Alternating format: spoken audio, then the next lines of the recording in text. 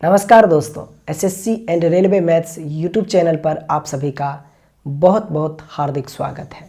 दोस्तों, इस YouTube channel पर ये मेरी पहली वीडियो है जहां पे आप मुझे अच्छे से देख पा रहे होंगे।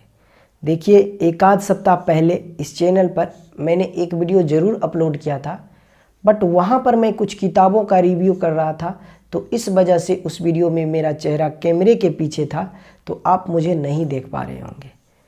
देखिए, ये सारी चीज़ें ना मैं आपको इसलिए बता रहा हूँ क्योंकि आप में से कुछ लोग होंगे जिन्हें शायद लग रहा होगा कि अभी मैं अपनी यूट्यूब की जर्नी को स्टार्ट कर रहा हूँ, तो इस वजह से मैं ये सारी चीज़ें आपको बता रहा हूँ। अगर आप ऐसा सोच रहे हो तो आप बिल्कुल गलत सोच रहे हो। देखिए, इससे पहले भी मैं यूट्यूब पे पढ़ा चुका हूँ और वो भी अपने चैनल पे पढ़ा चुका हूँ। वैसे ये भी चैनल मेरा ही चैनल है, और जिस चैनल पर मैं पहले पढ़ाता था वो भी मेरा अपना ही चैनल था। उस चैनल का नाम था स्टीफन मैथ्स। उस चैनल पर मैंने करीबन 500 से अधिक वीडियोज़ अपलोड कर रखी थी, और सारे वीडियो ना 30 से 40 मिनट के ऊपर ही थे। तो उस चैनल पर करीबन मैंने 500 से अधिक वीडियोज़ अपलोड कर रखी थी। उस चैनल पर करीबन 1000 के आसपास सब्सक्राइबर भी थे। बहुत सारा मेहनत मैंने किया था उस चैनल पर। आप खुद भी सोच सकते हो कि जब आप करियर के स्टार्टिंग फेज में हो और 500 वीडियो किसी चैनल पर आप शूट किए हो, तो आपने बहुत सारा मेहनत किया होगा, तब जाकर 500 वीडियो अपलोड किया होगा। ये सारी चीज़ें आप जानते होंगे। सब कुछ सही चल रहा था मेरे चैनल पर, बट अचानक से एक दिन मेरे करियर में एक बहुत बड़ा भूचाल आया और उस चैनल को, यानी स्टीफन मैथ्स चैनल को हैक कर लिया गया। उस चैनल पर जितने भी कंटेंट अवेलेबल थे उन सारे कंटेंट को डिलीट कर दिया गया। मैंने बहुत कोशिश किया उस चैनल को रिकवर करने की, बहुत सारे पैसे भी खर्च किया जितना हो सका, बट दुर्भाग्यवश वह चैनल हैक हो गया। मतलब उस चैनल को मैं बचा नहीं सका क्योंकि चैनल को हैक कर लिया गया। जिस दिन मेरा चैनल हैक हुआ उस दिन मैं बहुत ज़्यादा डिस्टर्ब था, बहुत ज़्यादा मैंने रोया। आप खुद भी समझ सकते हो कि अगर आपके सामने कोई आपकी पूंजी लेके चला जाए तो आपके ऊपर क्या गुजरेगी। तो मेरे पास क्या था, मेरे पास यही था, मेरी एक पूंजी था कि मैं उस वीडियो पे 500 से अधिक वीडियोज़ अपलोड कर रखी थी। धीरे धीरे मैं अपने आप को बना रहा था, बट स्टार्टिंग फेज में ही मेरे चैनल को हैक कर लिया गया और उस चैनल पर जितने भी कंटेंट अवेलेबल थे उन सारे कंटेंट को डिलीट कर दिया गया। तो बहुत ज़्यादा डिस्टर्ब था, मैंने बहुत ज़्यादा रोया। और मैं आपको एक चीज़ और बता देता हूँ। देखिए, लगभग 2-3 मंथ तक, जिस दिन चैनल हैक हुआ उसके लगभग 2-3-4 मंथ तक मैंने सब कुछ छोड़ दिया, इवन पढ़ना पढ़ाना सब कुछ छोड़ दिया।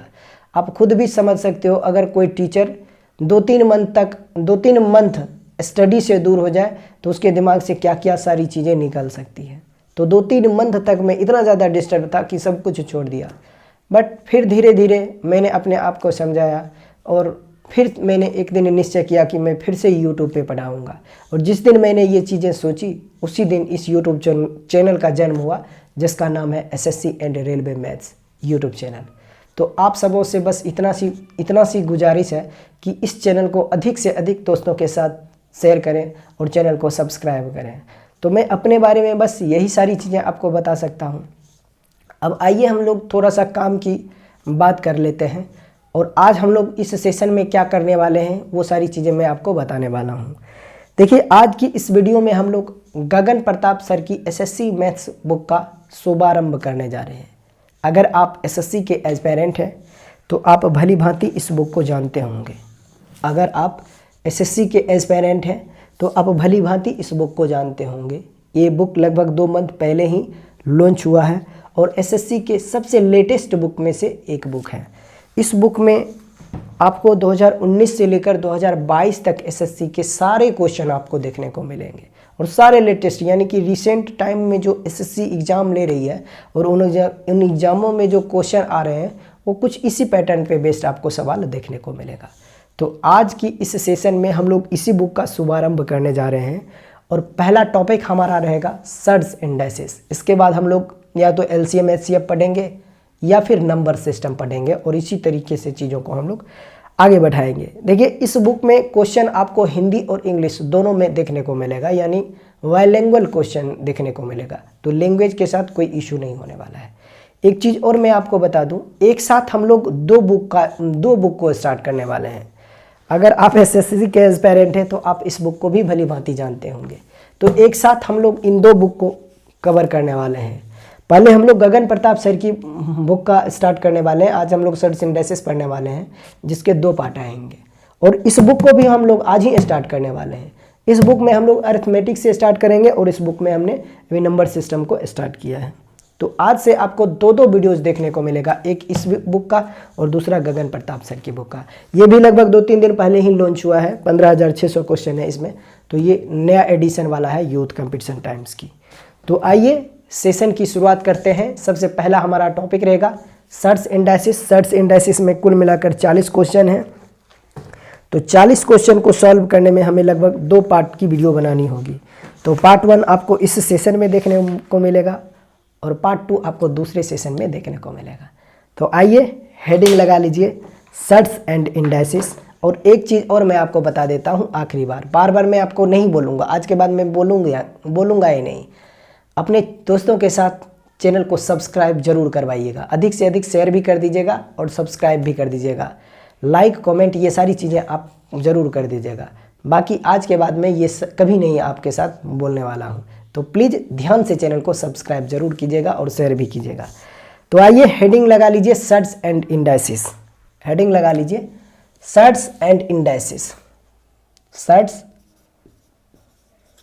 Search and indices.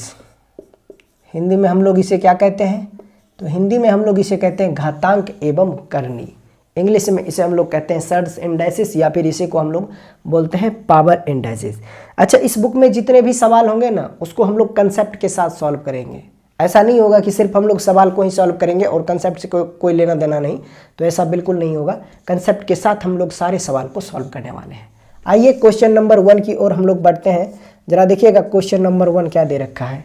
सवाल में दे रखा है if 5√3 plus √75 equal to 17.32 then the value of 14√3 plus √108 is. Means ये हुआ कि यदि 5√3 जोड़ √75 का मान 17.32 है तो बताइए √14 जोड़ √108 का मान कितना होगा।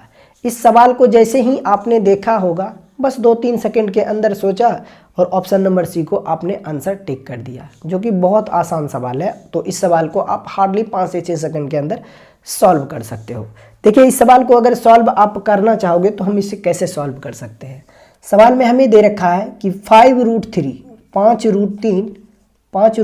जोड़ √75 का मान जो है ना वह 17.32 है। ऐसा सवाल में हमें दे रखा है।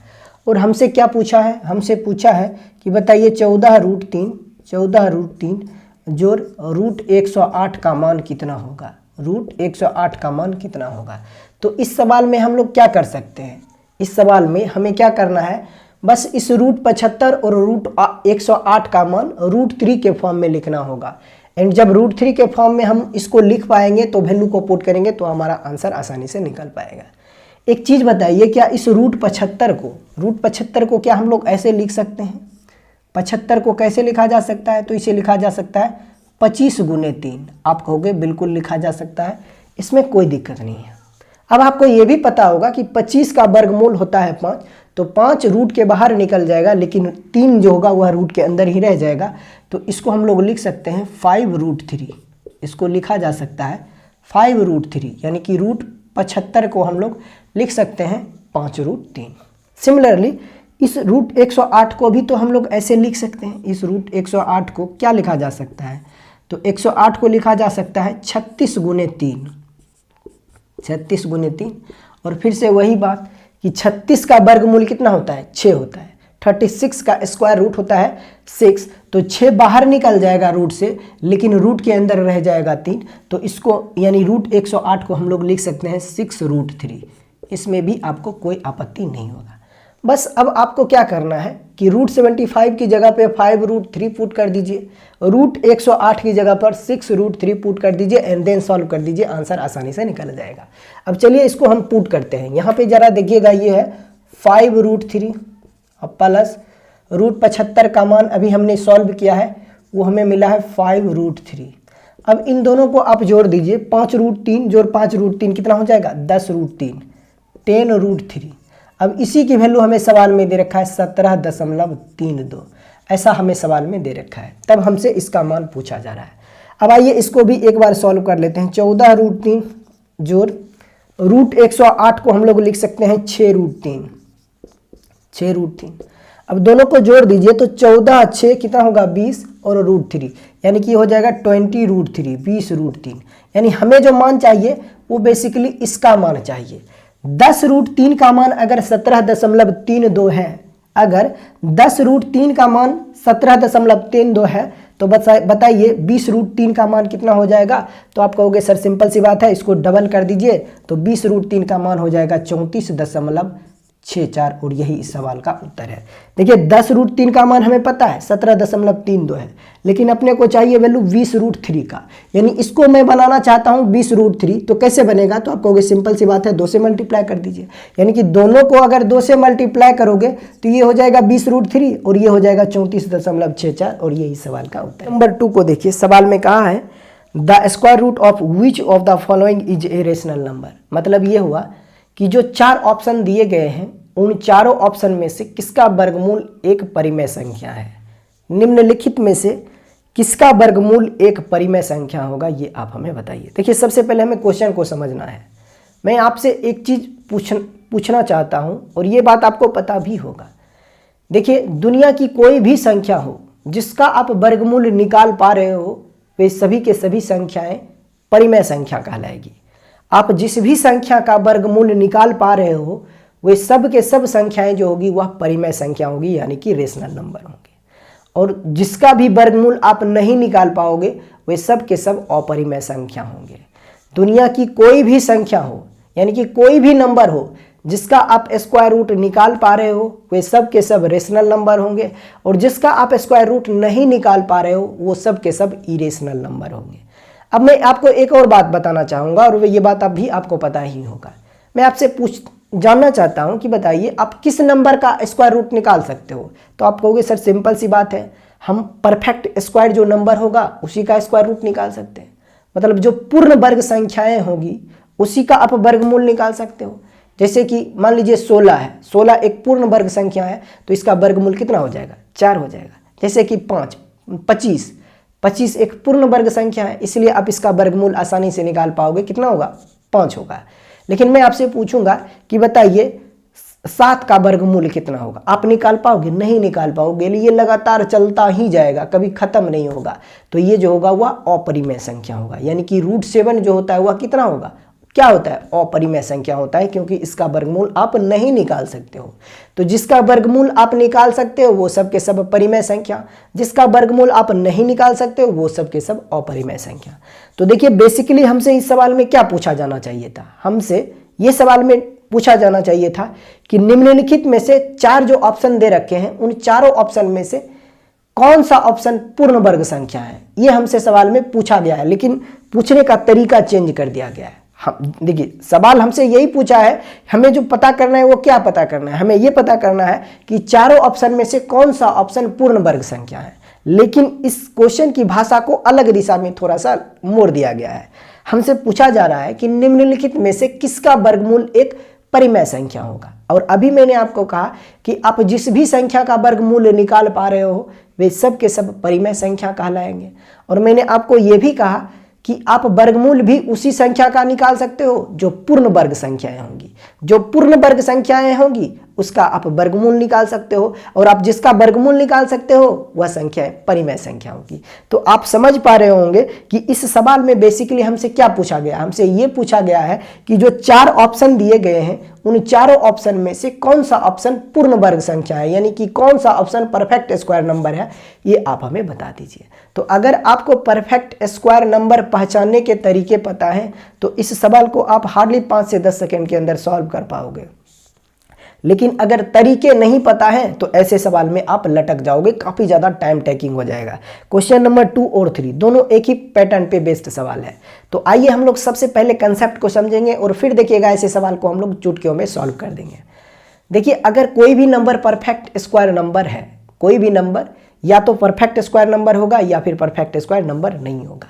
लेकिन अगर कोई भी नंबर परफेक्ट स्क्वायर नंबर है तो उस नंबर को हम लोग कैसे पहचानेंगे कि ये नंबर परफेक्ट स्क्वायर है या नहीं है?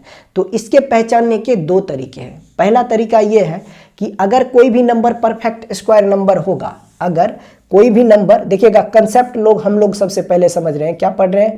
कंसेप्ट हम लोग सबसे पहले समझ रहे हैं। कॉन्सेप्ट नंबर 1 है कि अगर कोई भी नंबर परफेक्ट स्क्वायर नंबर है तो उस नंबर का यूनिट डिजिट कभी भी ना तो सिंगल 0 हो सकता है, ना ही 2 हो सकता है, ना ही 3 होगा, ना ही 7 होगा और ना ही 8 होगा। अगर कोई नंबर परफेक्ट स्क्वायर नंबर है तो उस नंबर का यूनिट डिजिट कभी भी ना तो सिंगल 0 हो सकता है, ना ही 2 हो सकता है, ना ही 3 हो सकता है, ना ही 7 हो सकता है और ना ही 8 हो सकता है। इन पांचों नंबर के अलावे अगर कोई भी यूनिट डिजिट आ रहा है, इन पांचों नंबर के अलावे अगर कोई दूसरा नंबर आ रहा है यूनिट डिजिट के रूप में, तो वह नंबर परफेक्ट स्क्वायर नंबर हो सकता है। लेकिन अगर कोई नंबर परफेक्ट स्क्वायर नंबर है तो उस नंबर का यूनिट डिजिट इस 5 नंबर में से कोई भी नंबर नहीं हो सकता है। ये बात आपको ध्यान में रखना है। तो एक चीज आपको मैं अच्छे से क्लियर करना चाहूंगा। देखिए सिंगल डिजिट, सिंगल 0 का मतलब ये हुआ कि जैसे मैं आपसे बोलूंगा कि बताइए 10 एक पूर्ण वर्ग संख्या है, आप कहोगे नहीं है क्योंकि इसका यूनिट डिजिट जो है वह क्या है? सिंगल 0 है। अगर डबल 0 होता 2 0, तो यहाँ पर देखिए ये क्या है? 2 0, अंत में इसके 2 0 है, इसलिए ये पूर्ण वर्ग संख्या है। लेकिन यहाँ पे चूंकि एक ही 0 है, सिर्फ एक 0 है, इसलिए ये पूर्ण वर्ग संख्या नहीं है। आप समझ पा रहे होंगे चीजों को। जैसे देखिए 400 है, तो चूंकि इसके यहाँ पे देखिए अंत में 2 अंक जो है वह 0 आ रहे हैं, इसके अंत में 2 0 आ रहे हैं, एक 0 नहीं आ रहा है, अंत में 2 0 आ रहे हैं, इसलिए पूर्ण वर्ग संख्या है। लेकिन चूंकि यहाँ पे देखिए 50, इसके अंत में सिर्फ एक 0 आ रहा है, इसलिए ये पूर्ण वर्ग संख्या नहीं है। तो आप समझ पा रहे होंगे कि अगर कोई नंबर परफेक्ट स्क्वायर नंबर है तो उस नंबर का यूनिट डिजिट इन पांचों नंबर में से कोई भी नंबर नहीं हो सकता है। लेकिन इस पांचों नंबर के अलावे अगर कोई दूसरा नंबर यूनिट डिजिट के रूप में आ रहा है तो वह नंबर परफेक्ट स्क्वायर हो सकता है। होगा कि नहीं होगा हमें नहीं पता, लेकिन इन पांचों के अलावे कोई दूसरा नंबर यूनिट डिजिट के रूप में आ रहा है तो वो नंबर परफेक्ट स्क्वायर नंबर हो सकता है। ये तो कंसेप्ट 1 हुआ है। और दूसरा कंसेप्ट ये है कि अगर कोई नंबर परफेक्ट स्क्वायर नंबर है, जैसे कि मान लिया मैंने एक नंबर माना x, और यह x जो है ना वह एक परफेक्ट स्क्वायर नंबर है। x जो है वह एक परफेक्ट स्क्वायर नंबर है। अब मैं क्या करता हूं कि इस परफेक्ट स्क्वायर नंबर को 9 से डिवाइड करता हूं। अगर कोई नंबर परफेक्ट स्क्वायर नंबर है और उस नंबर को जब आप 9 से डिवाइड करोगे ना, तो रिमाइंडर के रूप में हमेशा, अगर कोई नंबर परफेक्ट स्क्वायर नंबर है और उस नंबर को जब आप 9 से डिवाइड करोगे तो रिमाइंडर के रूप में हमेशा या तो 0 मिलेगा या 1 मिलेगा या 4 मिलेगा या फिर 7 मिलेगा। ये बात भी आपको ध्यान में रखना है। अगर कोई नंबर परफेक्ट स्क्वायर नंबर है तो उस नंबर को जब आप 9 से डिवाइड करोगे ना, तो रिमाइंडर के रूप में या तो 0 मिलेगा या फिर 1 मिलेगा या फिर 4 मिलेगा या फिर 7 मिलेगा। यानी कि रिमाइंडर के रूप में इन्हीं चारों नंबर में से कोई ना कोई एक नंबर आपको मिलेगा। अगर इन चारों नंबर के अलावे अगर कोई दूसरा नंबर रिमाइंडर के रूप में मिल रहा है तो निश्चित तौर पर वह नंबर परफेक्ट स्क्वायर नंबर नहीं होगा। लेकिन अगर रिमाइंडर के रूप में इन चारों नंबर में से कोई भी एक नंबर मिल रहा है तो वह नंबर परफेक्ट स्क्वायर नंबर होगा। ये बात आपको ध्यान में रखना है। ये दोनों कंसेप्ट अगर आपके दिमाग में है तो क्वेश्चन नंबर 2 और 3 को आप आसानी से चुटकियों में उड़ा दोगे। लेकिन अगर दोनों कंसेप्ट में से कोई भी एक कंसेप्ट अगर आपको नहीं पता है तो ऐसे सवाल में आप लटक जाओगे। देखिए कोई भी परफेक्ट स्क्वायर नंबर लीजिए, कंसेप्ट 2 को मैं चेक करना चाहता हूं। जैसे सबसे पहला परफेक्ट स्क्वायर नंबर क्या है? 1 है। इसको मैं 9 से डिवाइड करना चाहूँ तो देखिए रिमाइंडर क्या मिल रहा है? 1 ही मिल रहा है, क्योंकि एक को 9 से डिवाइड नहीं किया जा सकता है। फिर नेक्स्ट परफेक्ट स्क्वायर नंबर क्या है? 4 है। 4 को आप 9 से डिवाइड कीजिए तो देखिए रिमाइंडर आपको मिलेगा 4, क्योंकि 4 को भी 9 से डिवाइड नहीं किया जा सकता है। नेक्स्ट परफेक्ट स्क्वायर नंबर है 16। 16 को 9 से डिवाइड कीजिए, देखिए रिमाइंडर आपको मिल रहा है 7, है ना। यानी इन्हीं चारों नंबर में से कोई ना कोई एक नंबर मिल रहा है। फिर नेक्स्ट परफेक्ट स्क्वायर नंबर क्या है? 25 है। 25 को 9 से डिवाइड कीजिए, रिमाइंडर आपको 7 मिलेगा। फिर नेक्स्ट परफेक्ट स्क्वायर नंबर है 36। इसको 9 से डिवाइड कीजिए, देखिए रिमाइंडर आपको मिल रहा है 0। कोई भी नंबर लीजिए जो परफेक्ट स्क्वायर नंबर है, जैसे कि मैंने ले लिया, कितना ले लिया मैंने? 100 ले लिया, 100। इसको मैं 9 से डिवाइड कर रहा हूं तो देखिए रिमाइंडर हमें मिल रहा है 1, जो कि इन्हीं चारों नंबर में से कोई एक नंबर है, इसलिए ये नंबर जो है वह परफेक्ट स्क्वायर नंबर है। अब आपके दिमाग में आएगा कि आप कहोगे कि सर एक नंबर लीजिए 40, ठीक, मैं चेक करना चाहता हूँ कि ये नंबर परफेक्ट स्क्वायर नंबर है कि नहीं है। तो आप करो क्या कि इसको 9 से डिवाइड कर दो, तो रिमाइंडर के रूप में आपको क्या मिल रहा है, तो रिमाइंडर के रूप में आप पाओगे कितना आ रहा है 4, कि 9 चौक 36 रिमाइंडर हमें मिल जाएगा 4। तो आप कहोगे कि अगर रिमाइंडर इन चारों नंबर में से कोई एक नंबर मिल रहा है तब तो ये नंबर परफेक्ट स्क्वायर नंबर होना चाहिए, लेकिन हम सबको पता है कि 40 जो है वह परफेक्ट स्क्वायर नंबर नहीं है, तो फिर यहाँ रिमाइंडर 4 कैसे आ गया। अब देखिए ये नंबर ना 40 परफेक्ट स्क्वायर नंबर है ही नहीं, ये बात आपको भी पता है, और मैं कैसे प्रूव कर रहा हूँ वो जरा देखिए। मैंने आपको कहा था कि अगर कोई भी नंबर परफेक्ट स्क्वायर नंबर होगा तो उस नंबर के यूनिट प्लेस पर कभी भी सिंगल जीरो नहीं हो सकता है। तो यहाँ पर देखिए अंत में सिर्फ एक ही जीरो आ रहा है, तो ये कंसेप्ट 1 से छट गया कि 40 कभी भी परफेक्ट स्क्वायर नंबर नहीं हो सकता है। तो सबसे पहले आपको क्या चेक करना है, कंसेप्ट 1 लगाना है उस सवाल में कि वो नंबर परफेक्ट स्क्वायर नंबर है या नहीं है। फिर अगर कॉन्सेप्ट 1 को अगर वो पास कर दे वो नंबर, तब कॉन्सेप्ट नंबर 2 लगाना है। तो कॉन्सेप्ट नंबर 2 जो होगा ना वो आपको क्लियर आंसर देगा कि कौन सा ऑप्शन जो होगा वह परफेक्ट स्क्वायर नंबर होगा, यानी कि कौन नंबर जो होगा वह परफेक्ट स्क्वायर नंबर होगा। आपको क्या करना है, बस चेक करना है, अगर कोई नंबर परफेक्ट स्क्वायर नंबर होगा तो उसको 9 से डिवाइड कीजिए, तो रिमाइंडर के रूप में इन चारों नंबर में से कोई एक नंबर मिलेगा। अगर इन चारों नंबर के अलावे कोई दूसरा नंबर मिल रहा है तो वो नंबर कभी भी परफेक्ट स्क्वायर नंबर नहीं होगा।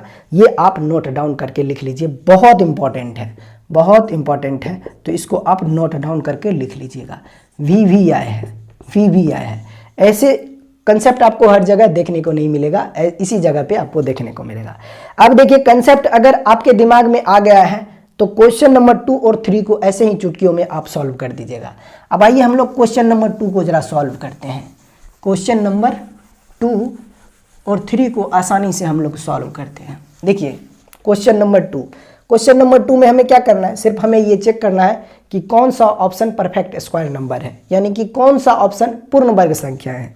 सबसे पहले चारों ऑप्शन को लिख दीजिए। पहला ऑप्शन 6250.49। ऑप्शन नंबर बी क्या है, ऑप्शन नंबर बी दे रखा है 125049, 125049।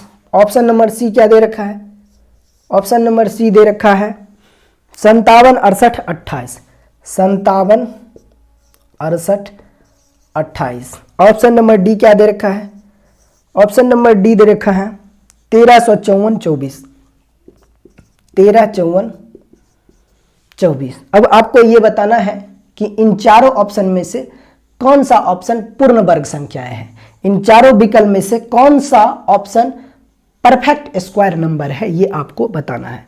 आप हमें बताइए क्या ऑप्शन ए पूर्ण वर्ग संख्याएं हो सकती है, तो आपको बिल्कुल हो सकता है, क्योंकि यूनिट डिजिट जो है वह 9 आ रहा है, तो ये नंबर परफेक्ट स्क्वायर नंबर हो सकता है। Option number be perfect square हो सकता है, बिल्कुल हो सकता है, इसका भी यूनिट प्लेस पे 9 आ रहा है, तो ये भी परफेक्ट स्क्वायर नंबर हो सकता है। Option C perfect square number हो सकता है, तो आप कहोगे मैं श्योर हूँ 100% कि option number C perfect square number नहीं होगा, क्योंकि इसके यूनिट प्लेस पे 8 आ रहा है। और मैंने आपको कहा था कि अगर कोई भी नंबर परफेक्ट स्क्वायर नंबर होगा तो उस नंबर का यूनिट डिजिट कभी भी इस 5 नंबर में से कोई एक नंबर नहीं हो सकता। तो यहाँ पे देखिए 8 आ रहा है और यहाँ पे भी 8 आ रहा है, मतलब ऑप्शन सी कभी भी परफेक्ट स्क्वायर नंबर नहीं हो सकता, क्योंकि इसकी यूनिट डिजिट 8 आ रहा है। अब option number D unit perfect square number हो सकता है, बिल्कुल हो सकता है, क्योंकि यूनिट डिजिट जो है वह 4 आ रहा है। तो यहाँ पे देखिए कंसेप्ट 1 से सिर्फ ऑप्शन नंबर सी हमें छटा है।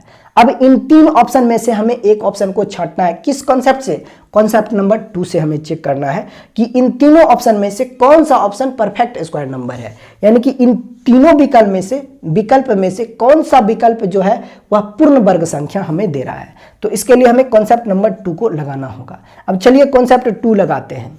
अगर ये नंबर परफेक्ट स्क्वायर नंबर है और इस नंबर को जब हम, अगर ये नंबर परफेक्ट स्क्वायर नंबर है तो इस नंबर को जब मैं 9 से डिवाइड करूंगा तो रिमाइंडर के रूप में इन चारों नंबर में से कोई एक नंबर हमें मिलेगा। तो चलिए इसको 9 से डिवाइड कर देते हैं। तो 9 से डिवाइड कीजिएगा तो देखिए 9 छक कितना होता है, 54 होता है, 9 7 63, तो 9 छक 54 होता है, तो रिमाइंडर कितना हो जाएगा 8।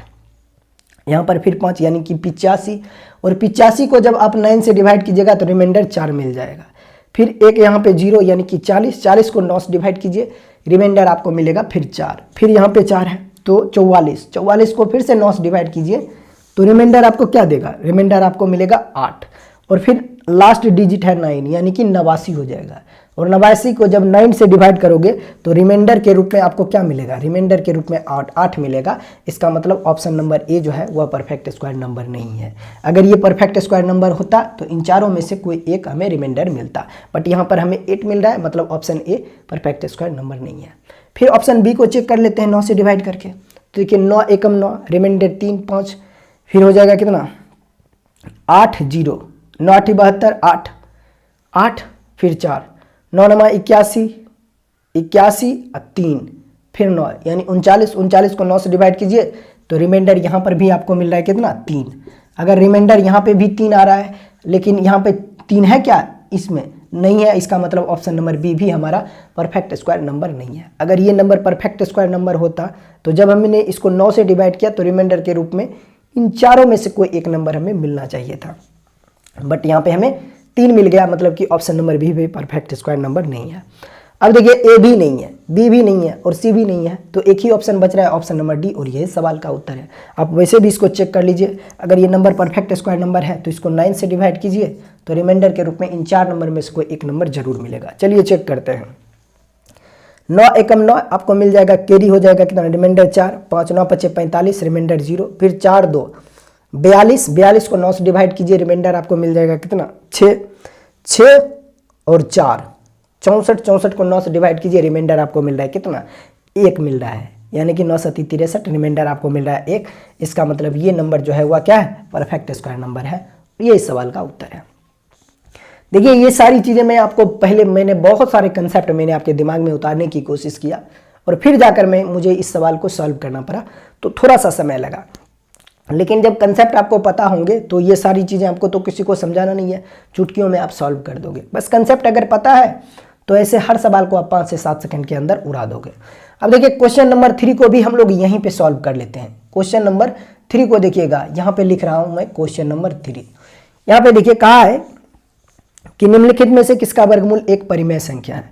तो बस हमें क्या चेक करना है, हमें ये चेक करना है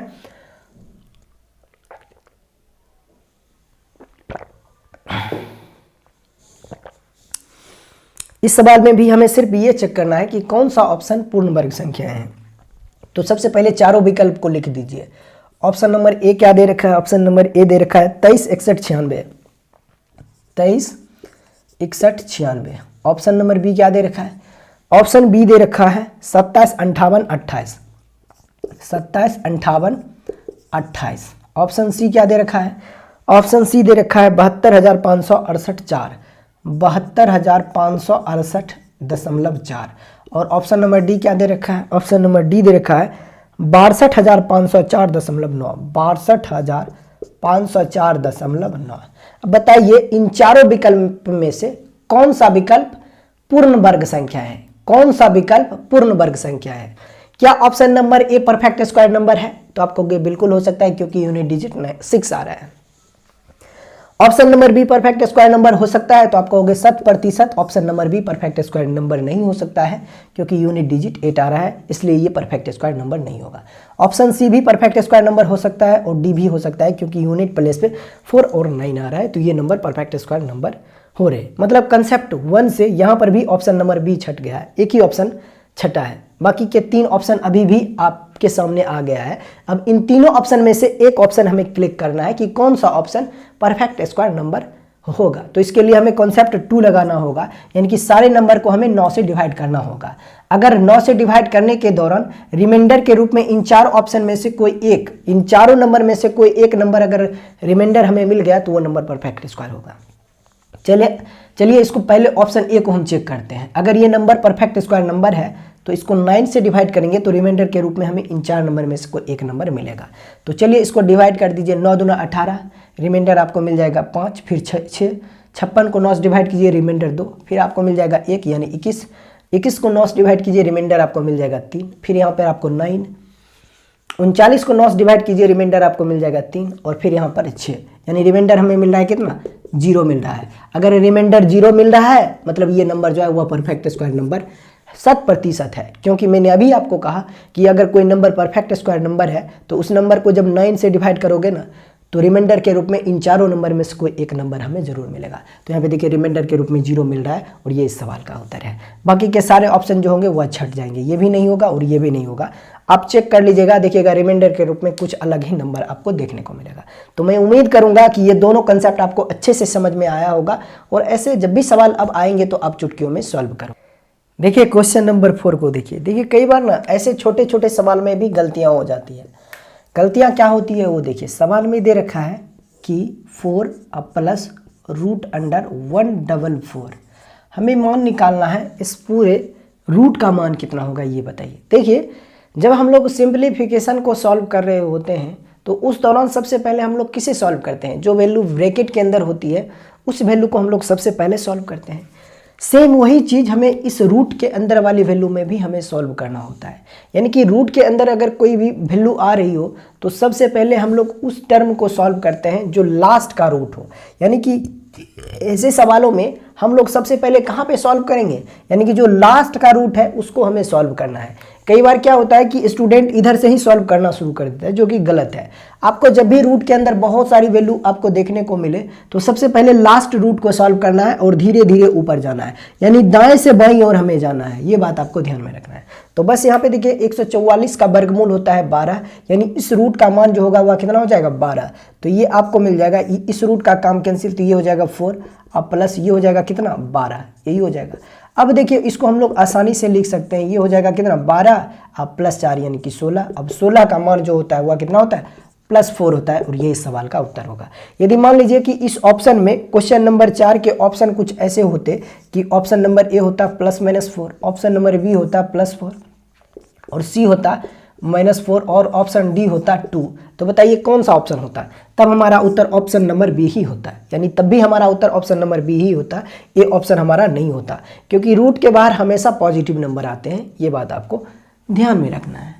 अब देखिएगा क्वेश्चन नंबर 5 को देखिएगा, ये सवाल भी काफ़ी आसान सवाल है। हमसे पूछा जा रहा है कि 3375 का घनमूल कितना होगा, यानी कि 3375 का क्यूब रूट कितना होगा ये बताइए। काफ़ी साधारण सवाल है।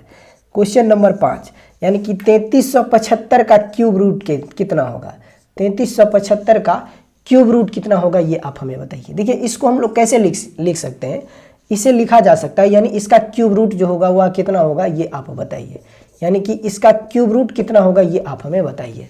तो इसका क्यूब रूट कितना होता है, तो 3375 को हम लोग लिख सकते हैं क्या, इसे हम लोग लिख सकते हैं 15 गुना 15 गुना 15। ये सारी चीज़ें तो आपको याद ही होगा कि 15 का क्यूब जो होता है वह 3375 होता है। तो इसे यहाँ से देखिए, चूंकि रूट के नुकीला भाग में 3 है तो एक 15 बाहर निकल जाएगा और यही सवाल का उत्तर है। अगर इसको और अच्छे से आप चाहते हो सॉल्व करना तो इसको हम लोग लिख सकते हैं 15 की पावर 3 और होल टू द पावर हो जाएगा 1/3। अब एक बात और आपको पता होगा कि जब ब्रैकेट के ऊपर बहुत सारे पावर आ रहे हो तो उस दौरान पावर आपस में मल्टीप्लाई हो जाता है, तो ये 3 इससे कैंसिल हो जाएगा, उत्तर आपको मिल जाएगा 15 और ये सवाल का उत्तर है। क्वेश्चन नंबर 6 को देखिए, यहीं पे क्वेश्चन नंबर 6 को देखिए ये सवाल ना एक फिक्स पैटर्न के सवाल होते हैं जहाँ पे इंटीजर का डिफरेंस सेम दिया गया होता है। या तो ऐसे सवाल में आपसे पूछा जा सकता है कि बताइए निम्नलिखित में से किसका मान सबसे छोटा होगा, या फिर आपसे पूछा जा सकता है कि निम्नलिखित में से किसका मान सबसे बड़ा होगा। कोई भी वैल्यू आपसे पूछेगा तो ऐसे हर सवाल का आंसर आप 1 सेकंड के अंदर दे पाओगे। जैसे इस सवाल में हमसे पूछा गया है कि निम्नलिखित में से सबसे छोटा मान किसका होगा ये आप हमें बताइए। यहाँ पे इंटीजर का डिफरेंस देखिए सब जगह सेम है, 401 - 399 डिफरेंस 2 का, 101 - 99 डिफरेंस 2 का, 301 - 299 डिफरेंस 2 का, 201 - 199 यानी कि डिफरेंस 2 का। यानी कि हर जगह इंटीजर नंबर का डिफरेंस जो है वह सेम आ रहा है। तो जब भी इंटीजर नंबर का डिफरेंस सेम आ रहे हो और आपसे पूछे कि बताइए सबसे छोटा मान कौन होगा, तो सबसे यानी कि चारों विकल्प में से जो सबसे बड़ा वैल्यू आपको देखने को मिलेगा वह सबसे छोटा मान देता है। और अगर आपसे पूछे कि बताइए सबसे बड़ा मान क्या होगा, तो जो चारों विकल्प में से जो सबसे छोटा मान आपको दिखेगा वो सबसे बड़ा वैल्यू देता है। यानी कि जब भी आपसे पूछे कि बताइए सबसे छोटी वैल्यू किसकी होगी, तो जो वैल्यू सबसे बड़ा आपको देखने में लगेगा वो वैल्यू जो होगा वह सबसे छोटा मान देगा, और जो वैल्यू सबसे छोटा आपको देखने में लगेगा वो वैल्यू सबसे बड़ा वैल्यू आपको देगा। तो हमसे पूछा है कि बताइए निम्नलिखित में से कौन सी संख्या सबसे छोटी संख्या है? तो हमारा उत्तर क्या होगा? हमारा उत्तर हो जाएगा ऑप्शन नंबर ए। हमारा उत्तर हो जाएगा ऑप्शन नंबर ए, यानी कि root under 401 minus root under 399, यानी कि इसका मान जो होगा वह सबसे छोटा मान हो जाएगा। और सबसे बड़ा मान क्या होगा? ये जो होगा वह सबसे छोटा मान होगा, सबसे छोटा मान होगा। अब सबसे बड़ा मान क्या होगा? तो सबसे बड़ा मान कौन सा हो जाएगा? तो सबसे बड़ा मान हो जाएगा root under 101 minus root under 99। इसका मान जो होगा वह सबसे बड़ा होगा और इसका मान जो होगा वह सबसे छोटा मान होगा। ये बात आपको पता है। आगे बढ़ते हैं। 7 को देखिए, एक रूट के अंदर एक कुछ वैल्यू आपको दे रखा है और हमसे पूछा जा रहा है कि बताइए इसका मान किसके बराबर हो सकता है। मतलब कि हमें जो निकालना है वो स्क्वायर रूट यानी कि वर्गमूल निकालना है। अब देखिए, कोई भी नंबर अगर रूट के अंदर हो ना, तो उस नंबर का स्क्वायर रूट आप तभी निकाल पाओगे जब इस फॉर्म में हो। अगर रूट के अंदर कोई भी वैल्यू इस फॉर्म में हो, a plus minus 2 into root B, अगर कोई भी वैल्यू रूट के अंदर, कोई भी नंबर अगर रूट के अंदर, कोई भी वैल्यू अगर रूट के अंदर कुछ इस फॉर्म में हो, तभी उस नंबर का स्क्वायर रूट हम लोग आसानी से निकाल पा सकते हैं। लेकिन अगर कोई भी नंबर रूट के अंदर इस फॉर्म में नहीं है, तो सबसे पहले हमें उस नंबर को इस फॉर्म में लाना होगा, तब जाकर ही उस नंबर का हम लोग स्क्वायर रूट निकाल सकते हैं। जैसे कि क्वेश्चन नंबर 7 में देखिए, इसके डिनोमिनेटर पार्ट में जो दे रखा है रूट अंडर 7 माइनस 4 रूट 3, क्या इस फॉर्म में है? तो आप कहोगे इस फॉर्म में नहीं है, लेकिन इस फॉर्म में बन सकता है। यहाँ पे देखिए एक ही जगह पे 7 है, प्लस माइनस की जगह पे माइनस दे रखा है, ठीक है। और रूट के बाहर यहाँ पे ना क्वेश्चन में से 4 दे रखा है, जबकि यहाँ पे हमें चाहिए सिर्फ और सिर्फ 2, तो यहाँ पे 4 को 2 बनाया जा सकता है। और यहाँ पे क्या है? 3 है, क्वेश्चन में 3 दे रखा है। तो इस फॉर्म में हमें बनाना होगा, तब जाकर क्वेश्चन नंबर 7 को हम लोग सॉल्व करेंगे। यानी कि सबसे पहले हमें इस फॉर्म में बनाना होगा। तो देखिए, एक्चुअल में जो सवाल में हमें दे रखा है वो दे रखा है 7 माइनस 4 रूट 3, इसका हमें वर्गमूल चाहिए। तो सबसे पहले इसको हमें इस फॉर्म में लाना होगा। तो कैसे लाएंगे वो जरा देखिए। 7 को 7 रहने दीजिए, ये माइनस, इस 4 को क्या हम लिख सकते हैं? 2 इंटू 2, ये हो जाएगा 2 इंटू 2, इसमें कोई दिक्कत नहीं है। अब देखिए एक चीज़ और ध्यान रखिएगा, यहाँ पे रूट 4 का मान कितना होता है? तो आप कहोगे 2 होगा ना? क्यों होगा? तो बेसिकली इस 4 को लिखा जा सकता है, 4 को लिखा जा सकता है कैसे? 4 को लिखा जा सकता है 2 की पावर 2, 2 की पावर 2, और रूट का मतलब होता है 1/2। अगर नुकीला भाग के अंदर या तो 2 होगा या फिर कुछ भी नहीं हो, तब भी उस रूट का मतलब होता है 1/2। अब पावर के ऊपर पावर है तो दोनों आपस में मल्टीप्लाई होगा, तो इसका मान आपको मिल जाएगा 2, होगा नहीं? ये सब बातें आपको पता होगा, बेसिक सी बातें हैं। लेकिन अगर ये 2 चूंकि रूट के बाहर आया तो ये सिंगल 2 आया है, लेकिन जैसे ही ये 2 रूट के अंदर जाएगा तो ये स्वयं से 2 बार मल्टीप्लाई होगा, तब जाकर ये 4 बनाएगा। तो वही चीज मैं आपको कहना चाह रहा हूं कि जैसे इस 4 को हम लोग लिख सकते हैं 2 गुना 2, और 1 2 को मैं रूट के बाहर रखना चाहूंगा और 1 2 को मैं रूट के अंदर लेके जाऊंगा। तो 1 2 जब रूट के अंदर होगा ना, तो वो रूट के अंदर जाके क्या बन जाएगा? 4 हो जाएगा। तो ये हो जाएगा 1 2 को रूट के बाहर छोड़ दीजिए, तो ये हो जाएगा 2 इंटू, जब 1 2 रूट के अंदर जाएगा तो ये हो जाएगा 4 गुने 3 यानी कि 12। अब देखिए ये नंबर जो है रूट के अंदर जो ये वैल्यू आपको दिख रहा है, क्या वो इस फॉर्म में दिख रहा है? तो आप कहोगे बिल्कुल दिख रहा है। तो अब हम इसका वर्गमूल आसानी से निकाल सकते हैं। देखिए इसका वर्गमूल क्या होगा? आपको क्या ढूंढना है? ऐसा 2 नंबर आपको ढूंढना है जिसको जोड़े ना, जिसको जोड़े तो 7 मिल जाए, और उन्हीं दोनों को जब आप गुना करो तो गुना करने पर हमें 12 मिल जाए। 2 नंबर ढूंढने हैं जिसको जोड़े तो 7 मिल जाए, प्लस का 7, और उन्हीं दोनों नंबर को जब आपस में मल्टीप्लाई करें तो प्लस का 12 मिल जाए। तो आपके दिमाग में आएगा ऐसा 2 नंबर है +4 और +3, ऐसा 2 नंबर, इन दोनों को जोड़िएगा तो 7, दोनों को गुना कीजिएगा तो 12। अब जो 2 नंबर आपने सोचा है, जो 2 नंबर आपने सोचा है, उन्हीं दोनों नंबर पर अपने मन से ब्रैकेट लगा दीजिए। अपने मन से क्या लगा दीजिए? रूट लगा दीजिए, ब्रैकेट नहीं।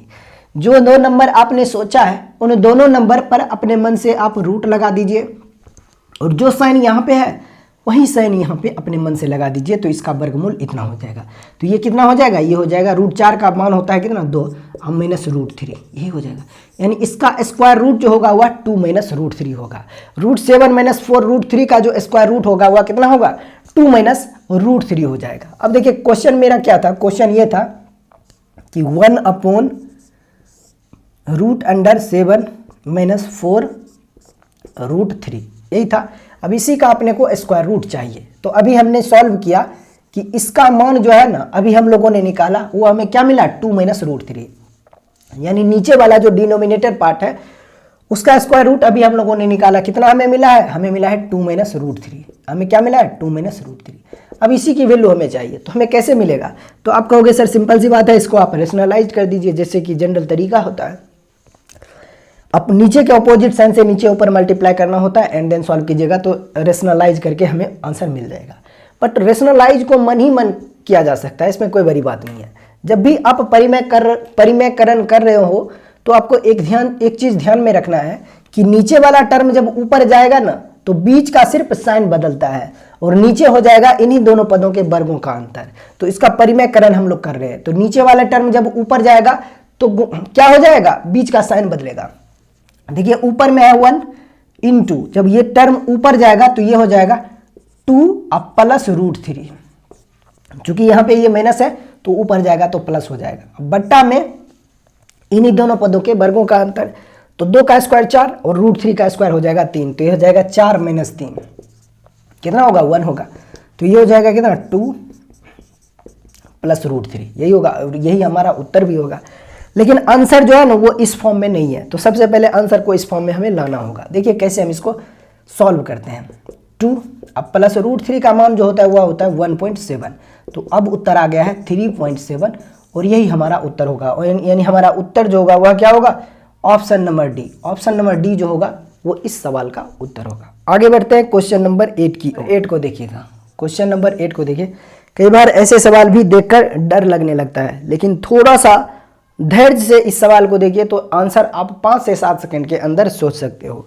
कैसे, वो देखिए। ऐसे सवालों को ना 2-3 तरीके से सॉल्व किया जा सकता है और सारे तरीका मैं अभी आपको बताने वाला हूँ। देखिए ये है रूट अंडर 0.6912, यही है, प्लस ये है root under 0.5292 upon root under 0.6912 minus root under 0.5292। अब इसका हमें क्या चाहिए, मान चाहिए। कैसे सॉल्व करेंगे वो जरा देखिए। आप क्या करो, अच्छा एक चीज सोच सकते हो क्या, सबसे पहले आप डेसिमल को हटा सकते हो, कोई बड़ी बात नहीं, क्योंकि ऊपर में भी 4 डिजिट है, नीचे भी 4 डिजिट है, यहां पर भी ऊपर 4 डिजिट नीचे 4 डिजिट है, तो डेसिमल को आप ऐसे ही मनी मन खा जाइए। ठीक है, मनी मन आप डेसिमल को खा जाइए, कोई दिक्कत नहीं है। ठीक, यहां से मैं डेसिमल को मिटा देता हूं। अब रूट के अंदर ये नंबर है, ये नंबर है, ये नंबर है और ये नंबर है। अब जरा सोचिए मनी मन कि क्या कर सकते हैं इसमें। ये तो डायरेक्ट परफेक्ट स्क्वायर नंबर भी नहीं हो सकता है क्योंकि यूनिट डिजिट 2 है। तो मैं क्या करता हूं कि डिजिट सम से कुछ सोचने की कोशिश कर रहा हूं। जरा देखिएगा, ये हो जा रहा है 9 3 12 6 15, यानी कि ये नंबर जो है 3 से डिविजिबल है। क्या ये नंबर 4 से डिविजिबल है? तो आप कहोगे 4 से भी डिविजिबल है, क्योंकि इसका यानी कि जो 2 डिजिट है, लास्ट के जो दो डिजिट है वह 4 से डिविजिबल है। इसका मतलब ये 3 से भी डिविजिबल है और 4 से भी डिविजिबल है। इसका मतलब ये नंबर जो है वह 12 से भी डिविजिबल है ना। अब ये 12 से डिविजिबल है तो ये भी 12 से डिविजिबल होगा, क्योंकि दोनों ही सेम नंबर है।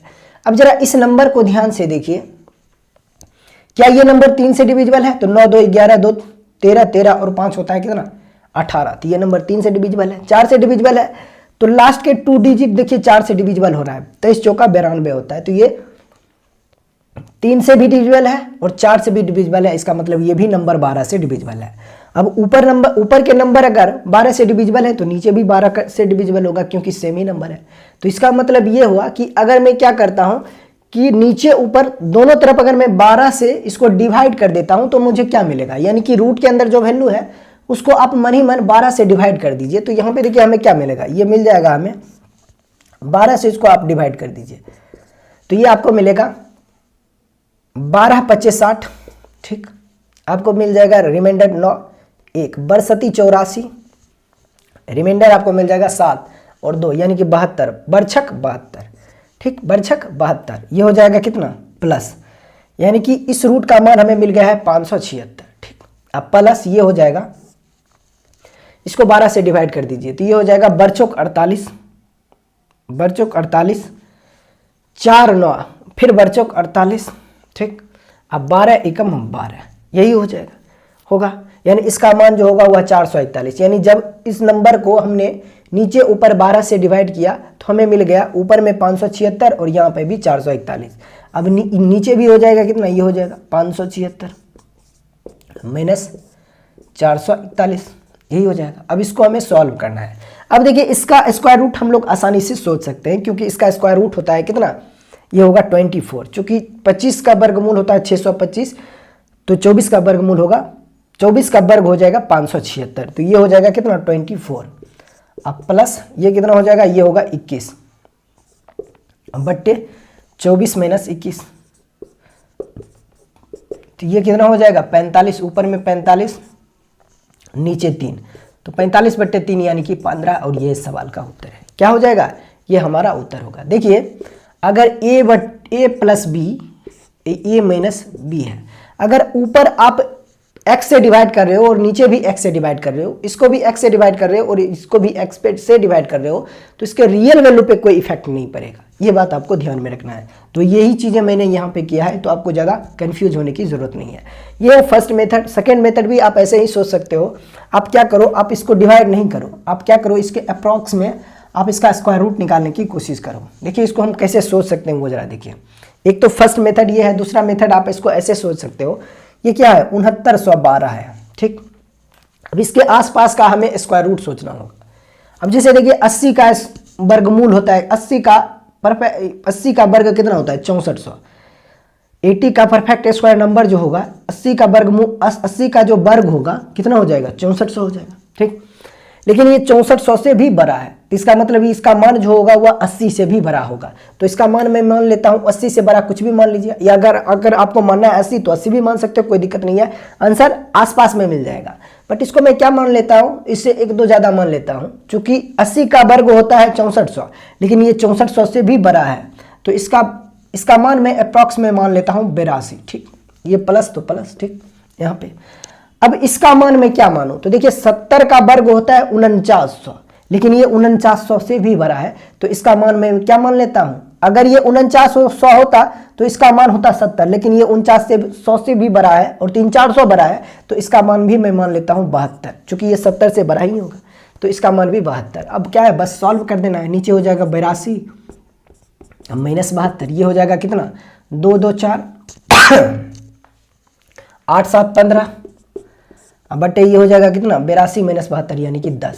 अब देखिए उत्तर जो है वह 15.4 मिल रहा है। अब देखिए 15.4 के आसपास कोई नंबर है तो आप एक ही ऑप्शन पाओगे, ऑप्शन नंबर सी, और ये सवाल का उत्तर है। यानी हमारा उत्तर जो होगा वह क्या हो जाए 15 के आसपास, यानी कि 15.4 के आसपास, तो हमारा उत्तर होगा ऑप्शन नंबर सी 15, और ये सवाल का उत्तर है। तो आप ऐसे भी अप्रॉक्स में वैल्यू को ले जाकर सोच सकते हो, कोई बड़ा मुश्किल सवाल। क्वेश्चन नंबर 9 को देखिए।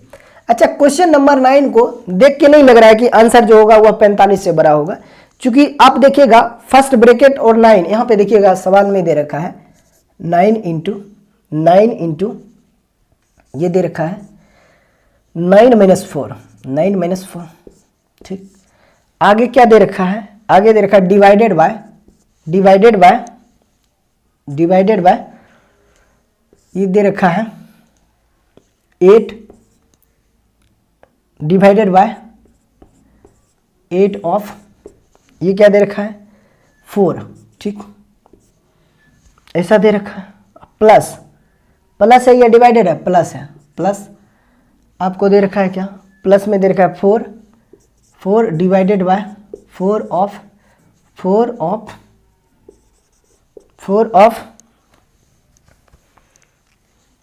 2, ऐसा ही कोई नंबर दे रखा है, ठीक।